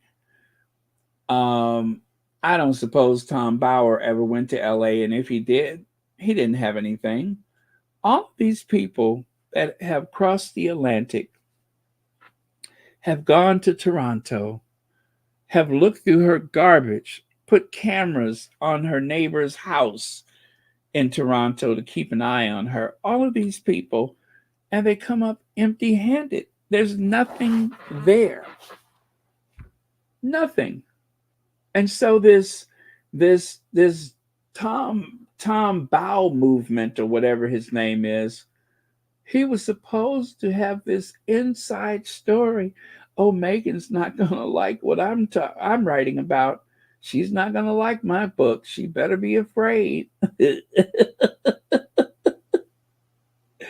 I'm still trying to figure out, what did he have? What was it that was so frightening? That was so earth-shaking, that was going to really change things? There was not one thing he said that you couldn't have gotten from any of the articles. He may have tried to finesse it, but there wasn't nothing there. It was a horrible book. By all accounts, and of course I didn't read it, but by all accounts, the book was just regurgitating, rehashing, revisiting old business. Nothing new. Not a thing. Omen's book had a few things that we didn't know. There was a few things that he had put in the first book that he had to straighten out in the other book. Either he got it wrong or he was deliberately misled, but at least he did owe up to it. Yeah, so old Bow movement is not having a good day. Ambitious and ruthless, Tom Bauer, and how he thinks Meghan is perceived. And it's nothing about that has anything to do with Meghan.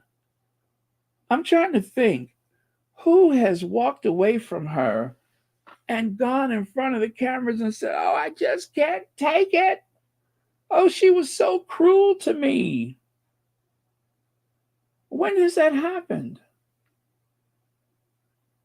I mean, there's never been a better time to play the victim. But even the so-called victims over in Narnia was like, don't put my name in it.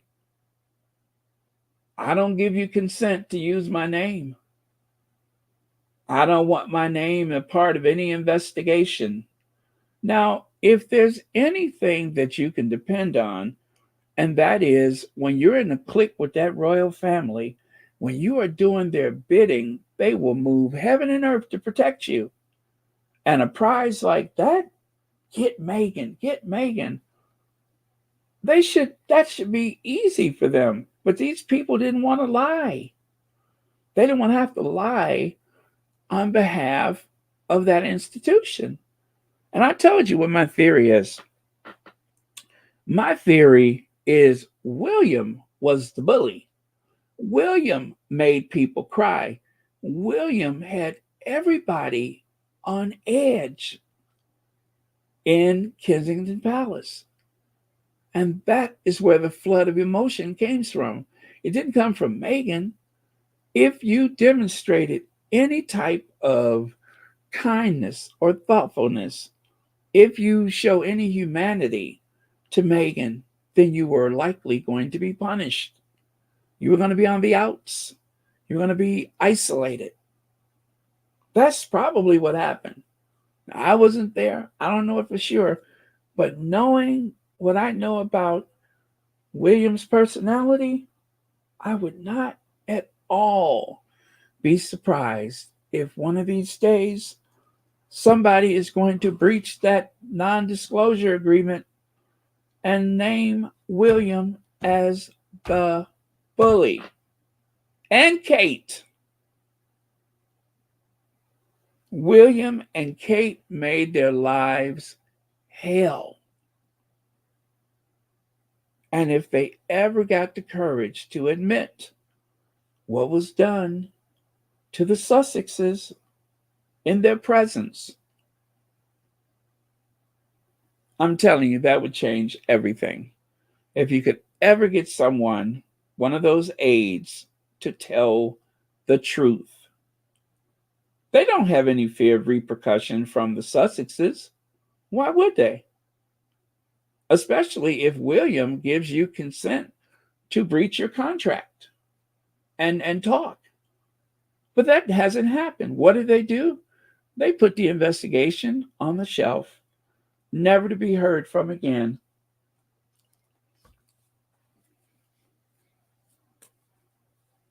That's what happened.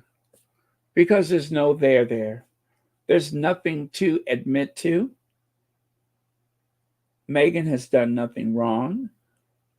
That report was generated 2 days before the Oprah interview was broadcast because in a panic, the palace didn't know what else they could do, Kensington Palace. So they said, Meghan the bully. She's a black woman. Black women are mean. Meghan's the bully. Yeah, that works. Angry black woman. Write out that press release. It was just that simple. Play on fear and racism. Just that simple. The fear of black people and racism, not to mention misogyny against black women. And you can drag it out. What they got about 2 years with that. Every time they needed a distraction, bully. A family full of bullies, by the way. A family notorious for bullies. Charles demonstrated that while he was making his transition to king. Twice he had a fit about a pen. He had a fit in front of the Westminster Abbey for his coronation. He's sitting out there with his head shaking and huffing and puffing. He frowned through the entire coronation. That's a bully right there. The Duke of York. I don't even have to add anything to it. That's a bully right there. We have photos of Ford Fiesta yelling at her royal protection, putting her finger in the man's face, having a complete flipping meltdown. Bully. Prince Philip. I don't even have to give an example because y'all already know. Oh, can you just step back? Can you just step back? Edwina. Remember how he was talking to that man at the train station? Oh, he's had a meltdown with the press. Remember when he invited people to go and see that boring thing he put on when he was trying to be remember when he was trying to be an executive producer and failed? He had a meltdown because the press didn't laugh at his show. They would not say they had a good time because they didn't understand what was going on.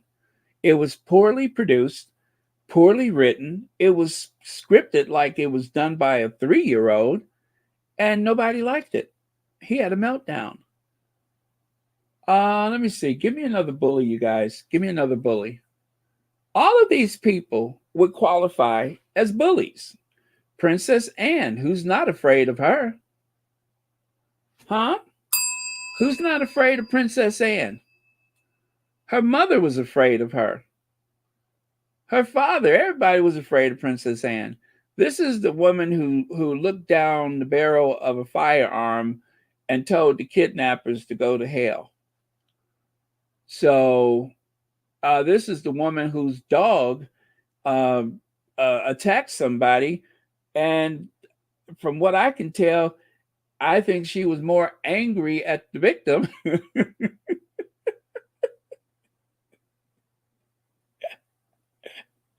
All of these bullies.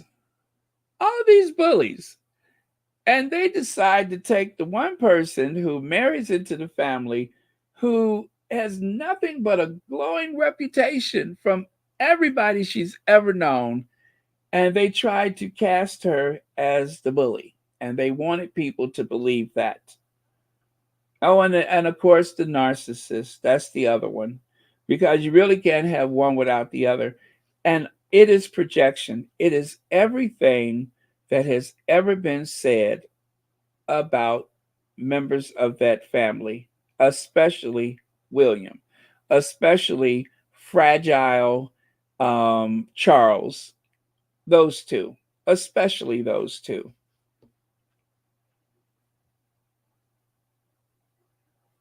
So what?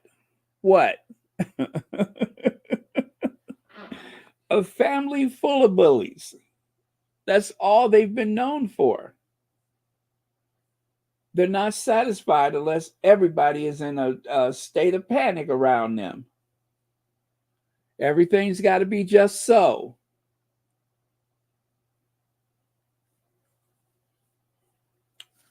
So, Omid Scobie. Oh, good. Another angry white guy writing about Meghan Markle. That was Omid's take. Omid just reduced it down to the simplest words. Another angry white guy writing about Meghan Markle.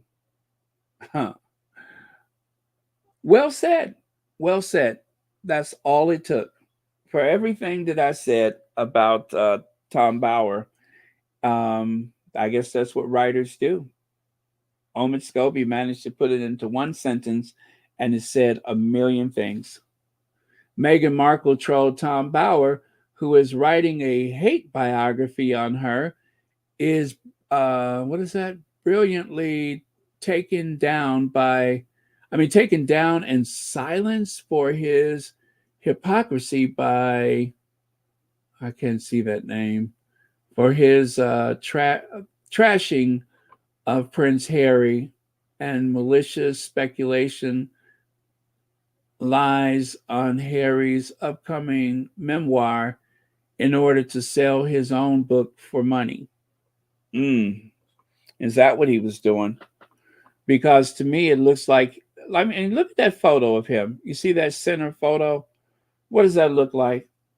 That looks like somebody who is deeply constipated, someone who is trying to keep the prune juice down, right?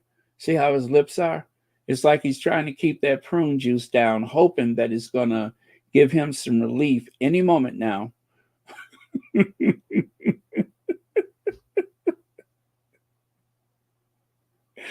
That's what I see. That's someone who looks like their prostate is as big as a grapefruit. That's who I'm looking at right there. So, oh, there it is right there again. Oh, Richard Eden, he had said, there can be no clearer case of prejudice than judging, oh gosh, what does that say? Judging an author not on his writing, but on the color of his skin. Right. And there's no worse than judging a royal princess based on her skin color and her last professional job, a paid actor. I thought that was rather judgmental. I mean, how many times have we heard it's not her race, it's because she's an American? Well, that's judgment right there. Let me see. Godzilla. Oh, yes. Thank you, Shelly L. How could I forget that? How can I forget the old foghorn bully?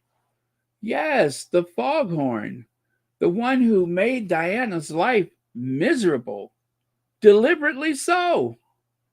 Absolutely. Thank you. Matter of fact, you know we got to do it. You know we got to do it.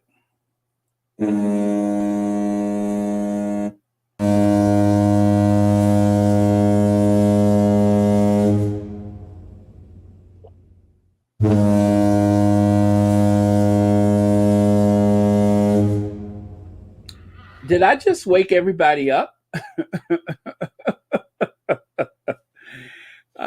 Camilla's a bully too, walking around smiling like she like stale. Oh, smelling. I'm sorry, smelling like stale whiskey and cigarettes. Teeth looking like she puts coal dust on her cornflakes. Wow, sucking on soot cycle.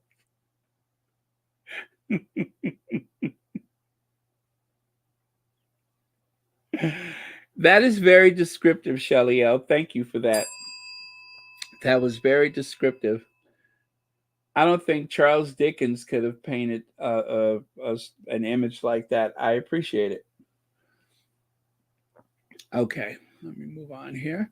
So, right there, you have Not My King. These are the two people that are either on the throne or will inherit the throne. And right now, they're having a spot of bother, as they say, because the popularity of the royal family has dipped below 50% for the first time, meaning that 48% of the people believe in having a non elected head of state or a sovereign, a monarch. 48%. Now, of course, you couldn't get 52% of any group to agree on something like, oh, let's have a president, right? Let's elect a president. That ain't likely to happen. But the thing is, that 48% is slowly dying off, right? And increasing is an even smaller group known as the millennials that would prefer an elected head of state, which means that in the next 10, 20 years, the demography is changing in a way that is going to create a headache for the royal family because it is only by popular consent that they sleep at night. And without that popular consent, they do not have the confidence of the people.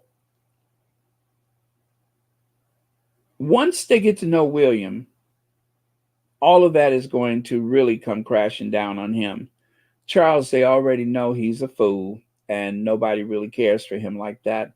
There are people who accept and tolerate him because, well, they've been knowing him most of their lives. There's people who have grown up knowing of Charles and feeling like Charles deserves this because of the 70 years he waited. So, yeah, there's a lot of power in that. But again, those people are dying off.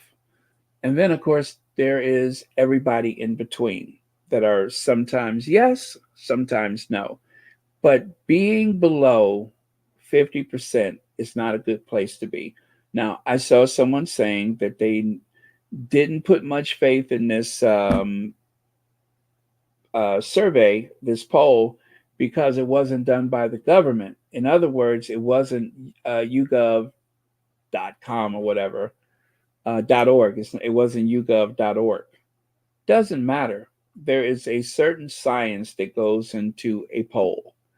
And if you trust the science and if the poll is executed properly, more often than not, they come up with the right number with an error of, a certain rate of error that can be plus or minus whatever. But polls are usually good. They're usually good, especially if they're done right. Now, there's also ways that you can poll people and guide them with your questions. I forgot what they call that, but sometimes you could ask the question in a way that you will get an answer that you want.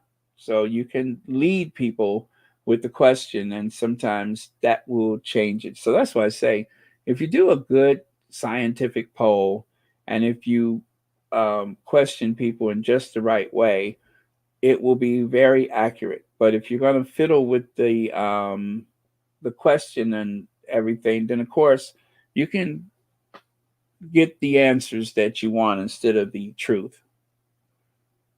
Jacqueline Squash, the official chaplain of Royal Sussex, thank you so much for being here. Oh, there's our prayer. I almost missed that. Good morning, family. Being God Almighty is on their side, what can those who work against them do to the Sussexes? Our great God Almighty is on their side. Hallelujah and amen always. Thank you, Jacqueline Squash. I tell you, your prayers turn this channel into a tabernacle. Thank you so much for that. Amen. I do literally sit here with my hand on my heart when Jacqueline puts a comment up there. That is always awesome. Yes, to God be the glory, says 1960. All right. Thank you. I know he did in the past. I don't know if he's still there, but yeah, he was a board member or something like that. One of Camilla's nephews. Absolutely. Now, here's another poll. 73% of Britons think that the Met Police should investigate the allegations against the sick old man. That's right, 73%. Now, tell me that's not scientific. 73% of the people think that he should be in the Crossbar Hotel and wearing his striped pajamas for a long time. I love that photo. And of course, here's a person that also believes that he should be held accountable for what he's done. And that, of course, is the young man who, despite being outnumbered by the police and well wishers, decided that he needed to tell the world and to confront, of course, Andrew by reminding people that he is a sick old man. The young people understand, and this is why the royal family is worried. They didn't have this with the Queen, they just didn't. But now it's a new day, there's a new king, and the mood of the people, the hungry, cold, malnourished, huddled masses yearning to heat their homes and eat solid food, those people are not having it. So, how did this turn into a 3 hour Royal Sussex? I don't know. I thought we'd be on for about an hour. I'm going to do something different next week, you guys. I am going to do something different. I'll tell you about it in a minute. But there's going to be some changes at the Royal Sussex. Okay, so Let me play a little soundbite for you guys.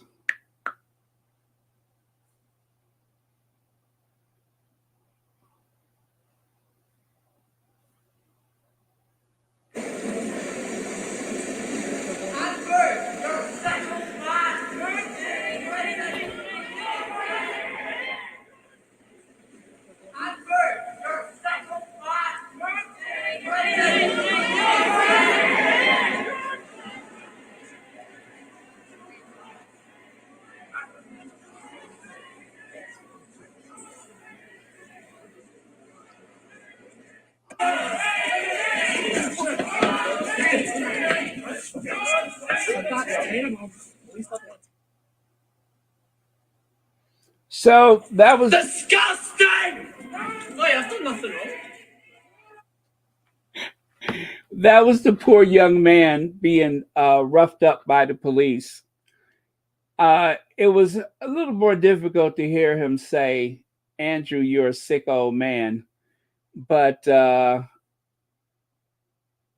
thank you so much for that, Stevie B. Oh, I'm sorry, TB says, and the other 27% was undecided. I love it.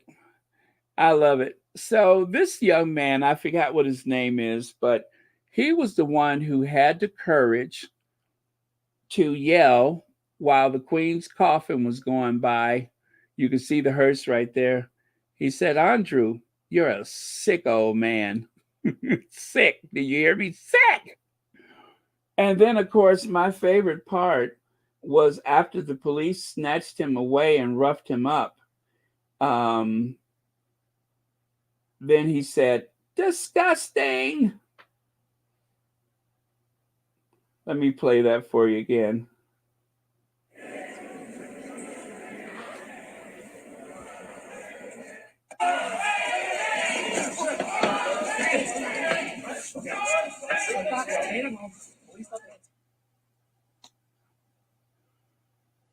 Disgusting. I bet you Andrew can hear that ringing in his head right now. Disgusting! I have never heard anybody yell disgusting as loud as that. You could hear him all the way down in Cardiff, and this was in Edinburgh. You could hear him all the way down in Cardiff yelling disgusting. Andrew, you're a sick old man. Disgusting. And it's what he deserves. It's what he deserves. And look at the pride that Andrew has as he's walking through that crowd. He has his head held high. He's wearing all those medals. He's so pleased with himself. He is. He is so pleased with himself. Unbothered he is.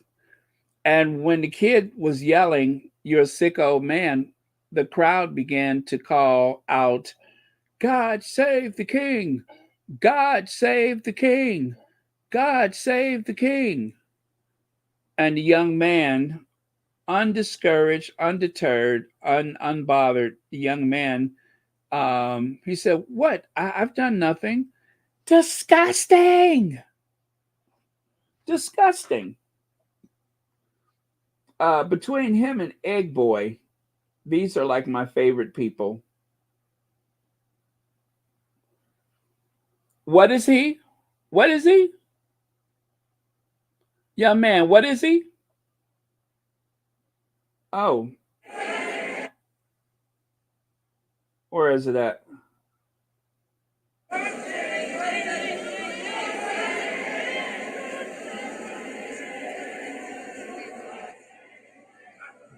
Oh, wait. Okay.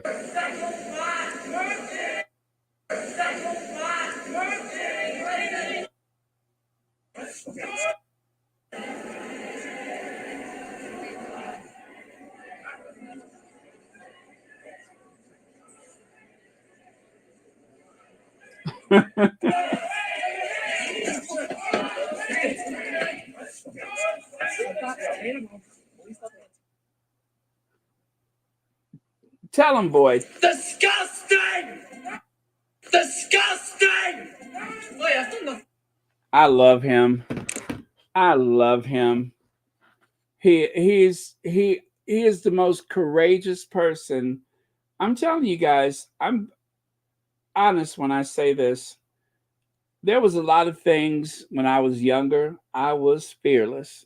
There was no place I wouldn't go, and very few things that I wouldn't do. I mean, the best way to get me to do something was tell me not to do it. And of course, I do it. But I don't know that I would have been the person in front of all of them people on TV confronting that sick old man like that. But he did. This young man set aside all fear to confront one of the wealthiest families on planet Earth on the day of their mama funeral. Did not matter. You're right here. The world is watching. I'm going to tell you what I think about you.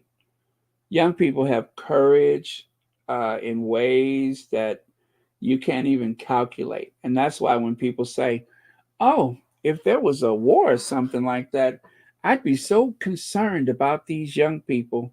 Don't be. Don't be. I'm sure people said the same thing back in World War One, World War Two, and any other conflict. I'm sure they all said the same thing.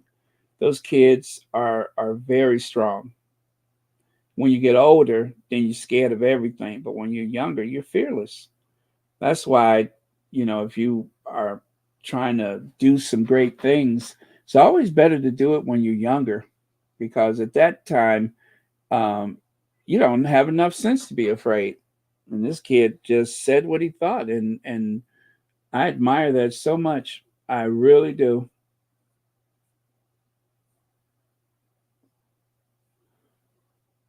Stale I keep looking at that stale whiskey and cigarettes. And what does stale whiskey and cigarettes smell like? I mean, come on. What is that smell? Now, I happen to know somebody who can tell you what that smell is. I know someone who knows exactly what that smells like, someone who has encountered it up close and personal. Part of the lunch club. Yeah. Yes. Hello. Good morning. Good morning. Thank you for coming. There you are. So you're the only mountain here? Yeah, I am. Yes. Brave mountain. So how long did you teach us? So how long did you teach us? Now, that poor woman right there, she can tell you all about stale cigarettes and whiskey. She could. She knows all about it because she's encountering right there. Look at her. That poor woman, she came in there. She didn't know she was going to be on camera, didn't bother to get her hair done or nothing. And next thing you know, Camilla's just, could you imagine that? I mean, look at that poor woman. She didn't know that was going to happen. And in her head, she cussing out somebody.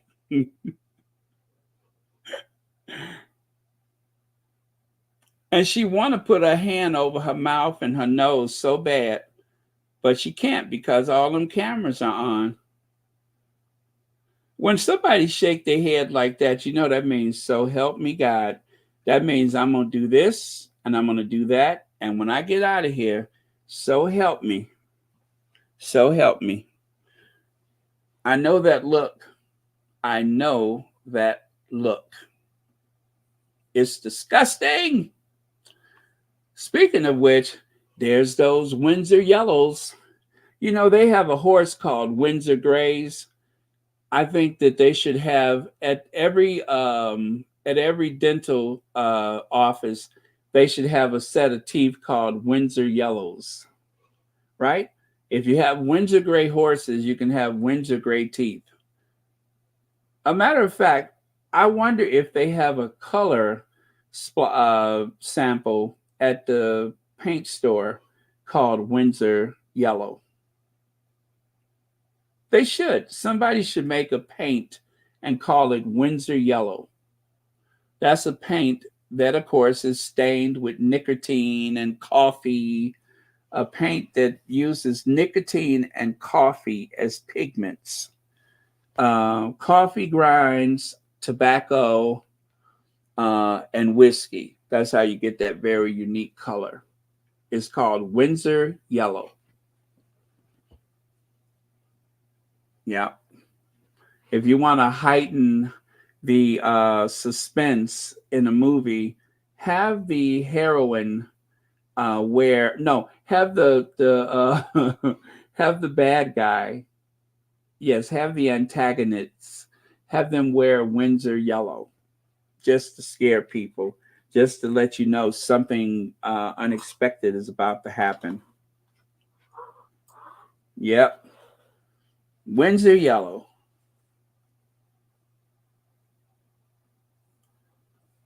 Happy birthday, Kate. You guys, Kate is officially 42 years old now. And considering the fact that there was a Disney villain years ago, it really makes me wonder how old she is. Maybe she's immortal. Maybe she's been around for a long time. Maybe she just keeps regenerating and coming back even uh, crazier than the first time. Who knows? And this is a close-up of that painting that I shared with you guys by Paul Ilmsley, Catherine, Duchess of Cambridge, 2012, official royal portrait.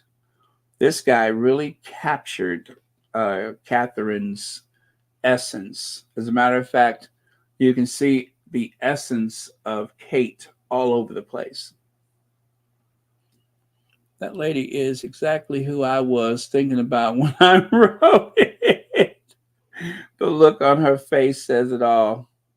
Don't it, though? Don't it? And it would take me to notice something like that. When I saw it, I'm like, I know that woman. I mean, I've never met her, but I know her. I know what she's thinking. I know what she's feeling. I could imagine what she's cussing in her head. She's all of us in that situation. Thank you so much, Shelly L. She is all of us in that moment. She is you and I in that moment. And I forgot what this occasion was, but Kate went somewhere, and you could see she's wearing business cape. This is that look that she wears when she's supposed to be taking care of business. When she put on her big girl pants and her big girl blazer, and she's going to go out and look busy. This is corporate Kate. And corporate Kate, well, you can see her right there. That's corporate Kate. The guy sitting next to her, you can see he's trying to ignore her and look at whatever's up on the stage. And then on the other side, that poor guy has heard so much about the early years, he done hauled off and fell asleep. You see that? That poor guy on the other side, he done dozed off because she keep talking about the early years, baby brain, and all that kind of stuff. And I guess, it became a real snooze fest. So he just kind of drifted off and went to sleep. And so when he couldn't really take in any more of it, then she started in on the guy that's on her other side. So,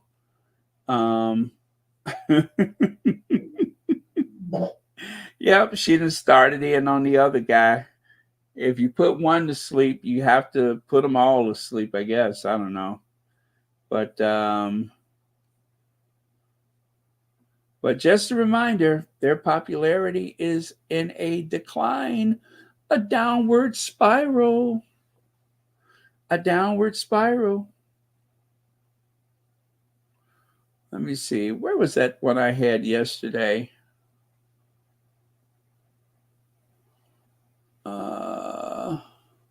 Oh yeah, these photos. Oh, I don't know why these photos are making the rounds, but everybody's sharing this right now, reminding us of that time that she was very close when she was like a pupil of Sir Richard Branson. Apparently, he taught her a lot or helped her with some kind of business proposition.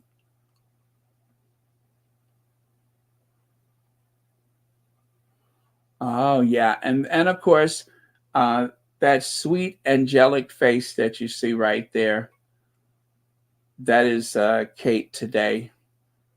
Not exactly the same person that William married, but when the lighting is right, you can see the essence. There's that essence again of Kate. And there she is on the left side. She was so brave. You know, I kept thinking about it. You know how they were saying that Megan looked like she was startled? Well, if you were Megan, right, and you hadn't seen somebody for a couple of years and they seem to have changed, right? Imagine being Megan and you know, it's bad enough you're away from your children, you're stuck in another country, people are being very rude and all of the nastiness and hatred, and then you catch a glimpse of your sister-in-law. All of a sudden your sister-in-law comes walking towards you, gestures towards you. um, can you hear what I'm trying not to say? Are you listening to what I'm trying not to say? You're Megan, you're tired, you haven't slept well, you're on the phone constantly talking to your mom, checking on your children, Zoom calls and what have you. And then all of a sudden, in a very unexpected way, somebody with some bad hair extensions comes charging towards you. Of course you're gonna jump. Wouldn't you jump? Anybody staring down at something as challenging, I'll just say challenging, I think this would have startled just about anybody. So having that feeling of fight or flight come over you when somebody gives you this kind of look, can you blame that person? I know a lot of people were very upset by it, and I was upset too. But when I started taking a closer look, and I could imagine if it looks like that on TV, if it looks like that in a magazine, could you imagine being there up close and personal? You know what I'm saying? So it's nothing to be ashamed of. I mean, even some of the derangers have tried to help, but on the one hand, the tabloids show you something very soft and even pretty, but the reality is on the other hand. It's kind of jarring. I mean, you've only seen that person on television, um, or I'm sorry, not on television, but you know, on the in the tabloids and stuff, on the news, everything is favorable. But when you have to confront that person and they started looking a little different from how you recall, you know what I mean? It's like meeting your favorite actor and they're not, you know, in the studio. They don't have their glam squad. And it just scares you. That's all. No slight against anybody in particular, but it can be very jarring. So when that person turned toward Megan, Megan felt her soul leaving her body because she was frightened. There's no reason why you wouldn't be frightened. This is the reality of it. So I'm trying to find the most polite way to say what I'm trying to say because, you know, I don't want to be that person, but I've had that happen before. I'd only ever seen someone all done up. And then the first time you see that person and they're not, you know, camera ready, it kind of scares you. So Megan was frightened.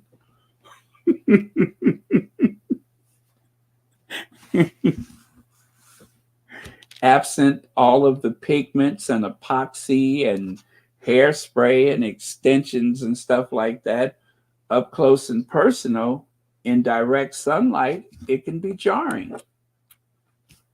That's all. Let me see. Timu, Botox, and Sheen.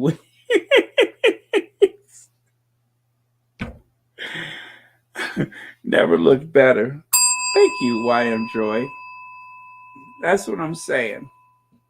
Too much Timu and Shine. Thank you, Mary. You understand what I'm trying to say. You're picking up what I'm putting down.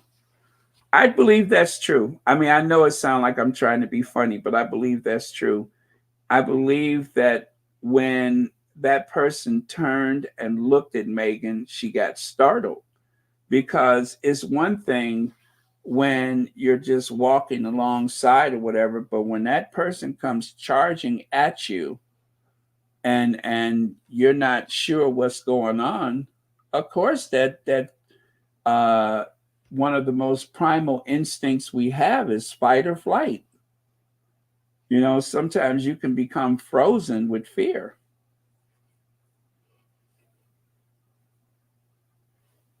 Yeah. Like they say, old people are scary. Well, sometimes people don't really get that old, and they kind of start off that way. You know, they become scary in their early to mid 40s.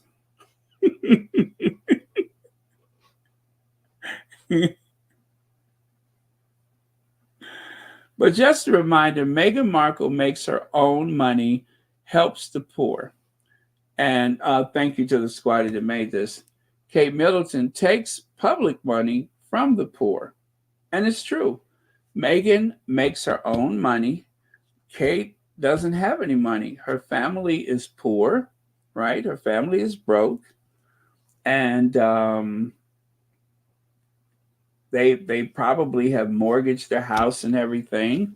And William may even be subsidizing the family as we speak. We really can't say. Now, to continue from the Golden Globes, Jonathan Bailey has one last pose for you. Take a look on the left side there. You see that? There he is, posing up a storm. Jonathan Bailey was in his element at the Golden Globes. He did a little red carpet pose and turn, and I mean to tell you, it was wild. But you know what? Long as he enjoyed himself, that's all that's important. He's a great little actor, and he's having the best time of his life. This is what he's worked for, and I'm happy for him. And then there was a veteran actor who seems to get better looking the more he ages, and that's Kevin Costner. Kevin still got it. And in case you guys don't know, Kevin Costner, he's not one of those people that when you meet him, you're just like, oh, that he's not so tall, is he? Well, Kevin Costner is, I think, like 6'2" or something like that, 6'1", 6'2". So, you know, he's got some good height on him, so he doesn't disappoint people so much. Kevin is just cool.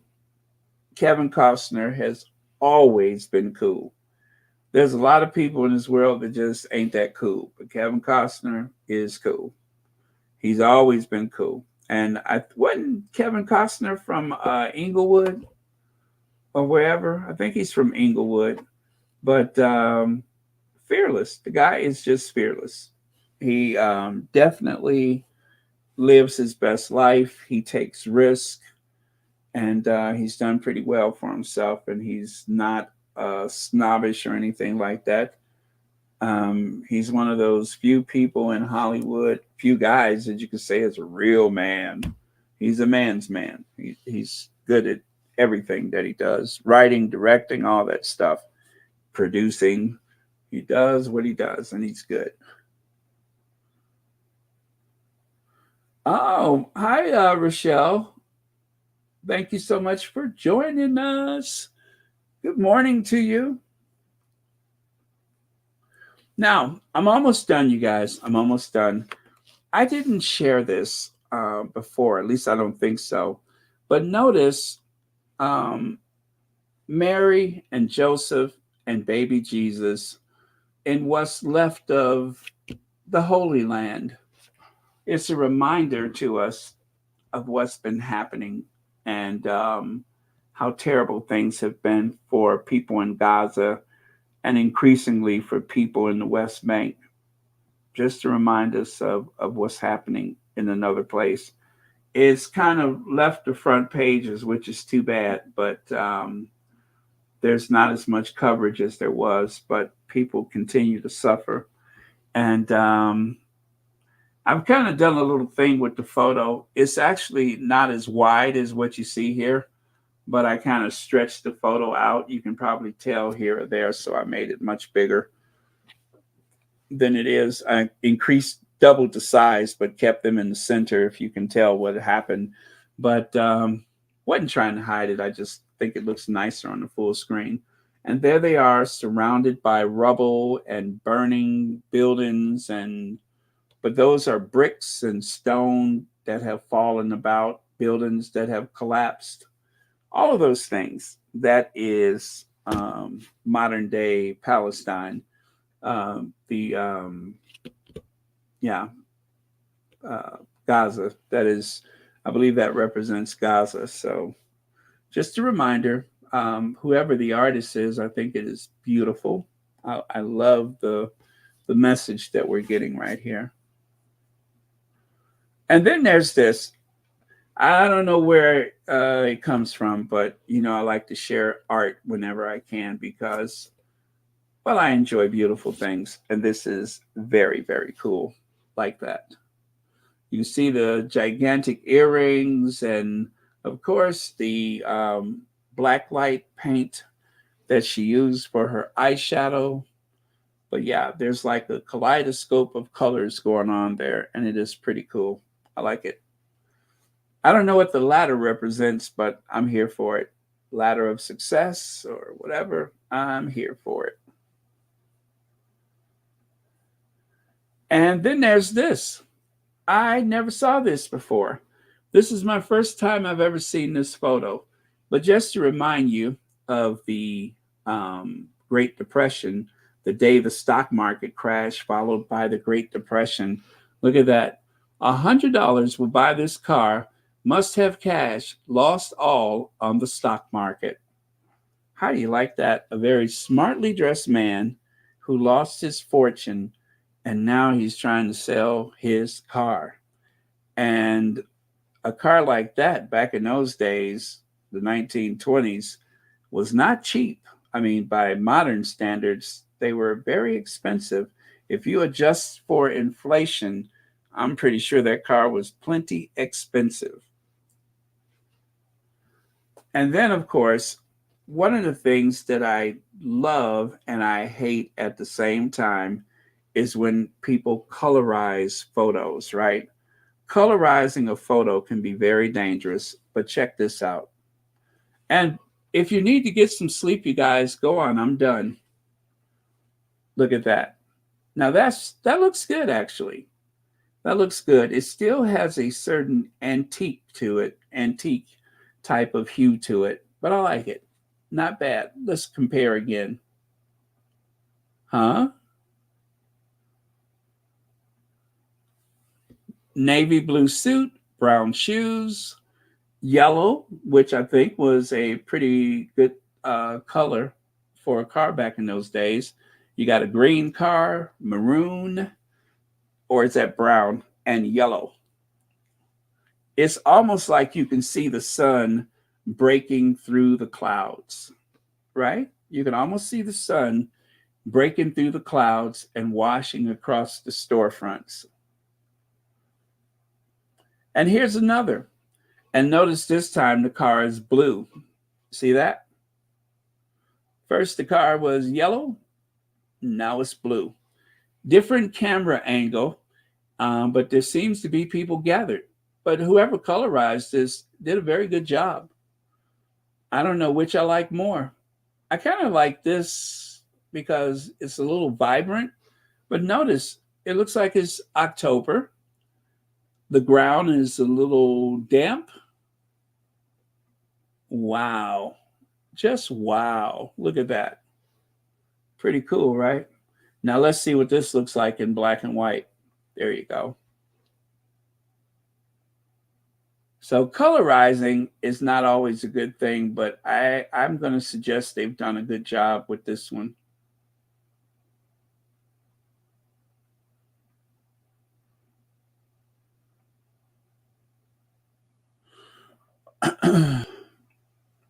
Now, all I need is $100. You like both of them? Cool. Yeah, I know, but gosh, look at how sharp he is. He's got his bowler on. He's got his double-breasted suit. I mean, he's sharp. He is sharp. And I got to say, I didn't think that people had nice bodies back in those days. I just thought they were just kind of there. But this guy looked like he's been hitting the gym. And they probably didn't even have a gym. But it looks like he's been hitting the gym. I mean, he's all buffed, got them shoes polished and shined, got his canary yellow car. He's ready. He is ready. But yeah, it is sad. It is sad. I don't know about the pink shirt. Pink shirt back in those days, what do you think? A pink shirt, blue tie? Maybe not. Not pink.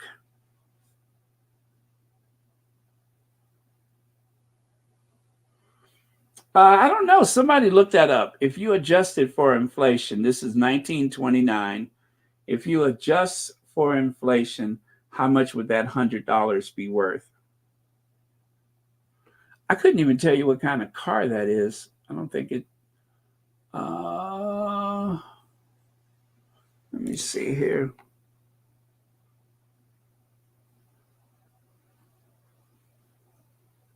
Yep, I don't know what kind of car that is.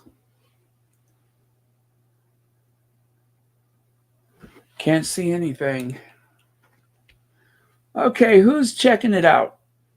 Adjusting for inflation, how much would $100 have been worth from what was that, 1929? And today is 2024, so that had to be 95 years ago.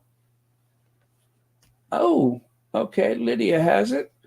Adjusting for inflation, 100 in 1929 has the same purchasing power as $1,759.30 in 2024. Over the 95 years, this is a change of $1,659. Wow. And you know what? You can still buy a car for, well, depending on the car, sometimes you can go and buy an old car for $100. Isn't it amazing that you can still do that? I mean, even adjusting for inflation, there's somebody who's got a car that needs work that they'll get rid of for $100. Wow. Yeah, I hate to say this for anyone who's not in the US, but it is so cheap to own a car here. Now, to maintain a car can be expensive, but to buy a car, oh boy, it's almost like they're giving them away sometimes. There are people who have multiple cars and just want to get rid of it. I remember I told a friend of mine who had several cars, and it was getting a bit expensive keeping 3 cars around for no good reason. So I said, let me tell you something, put $500 on that car, it'll sell. But if you don't, you're going to keep paying all that insurance and stuff. You put a $500 on just about any car, it'll sell. That's when you want to get rid of it quick. Put $500 on it, even $1,000. Put $1,000 on it. Somebody buy that car by the end of the day, and be glad to have it. Oh well, thank you very much, Lydia. That was very helpful and informative. And our last word of the day, courage doesn't mean you don't get afraid. Courage means you don't let fear stop you. And that, of course, is Bethany Hamilton. And that is our last word for today. Thank you all so much for being here. Thank you, as always, moderators, for keeping this a very safe space, as safe as any I could think of. And of course, to our queens, thank you to Mama Doria for being a rock of the Sussex family. And to our queen in heaven, who has inspired so many people, especially Harry. Um, who knew that all these years later, there would still be people that are benefiting from the day Princess Diana first went to an AIDS ward, the first time that she ever cleared a landmine, all of those things, there are people benefiting. But overall, anybody who needs love and care and concern, anybody who's ever had a sick child that Princess Diana has spent time with the child and the family, is teaching people to be nicer and kinder to one another. So, very, very good. All right. So, with that, you guys, I am going to go. Love you, and I will see you all tomorrow. Oh, thank you, Black Queen. Oh, and speaking of which, don't forget, you guys, look at the top of the chat because Black Queen has some very informative stuff that she wants to share with you all. I am going to watch it because I like to know what's happening. I'm very much into medical science and everything. So, but yeah, it is something that can be very beneficial and save lives.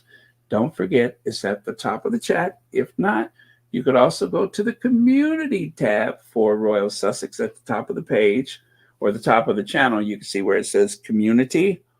That's where you can find some very good information at any given time, especially stuff that's important to the Sussex squad. So thank you again. Also, you all, the byline, I think they're almost 2/3 the way to their goal. So they have raised, I think they were trying to raise £30,000 for their defense fund. And I think at this point they have raised 20,000.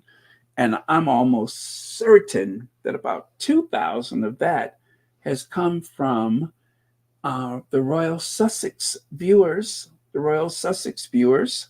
So thank you so much for that, because in a short period of time, they were stagnant. And then, like, in a couple of days, they were like $2,000 richer. So I cannot prove that it came from you all, but I'm kind of certain it did. So thank you so much. And thank you if you can share that link with anybody and just tell them, please, $5, $5, £5, whatever. There's not a lot of things that you can't fix by putting 5 on it if enough people do it. So please, it is for a worthy cause. Byline is doing the Lord's work, and thanks to them, one of the most hostile, angry people on television has been silenced, and I am enjoying the quiet.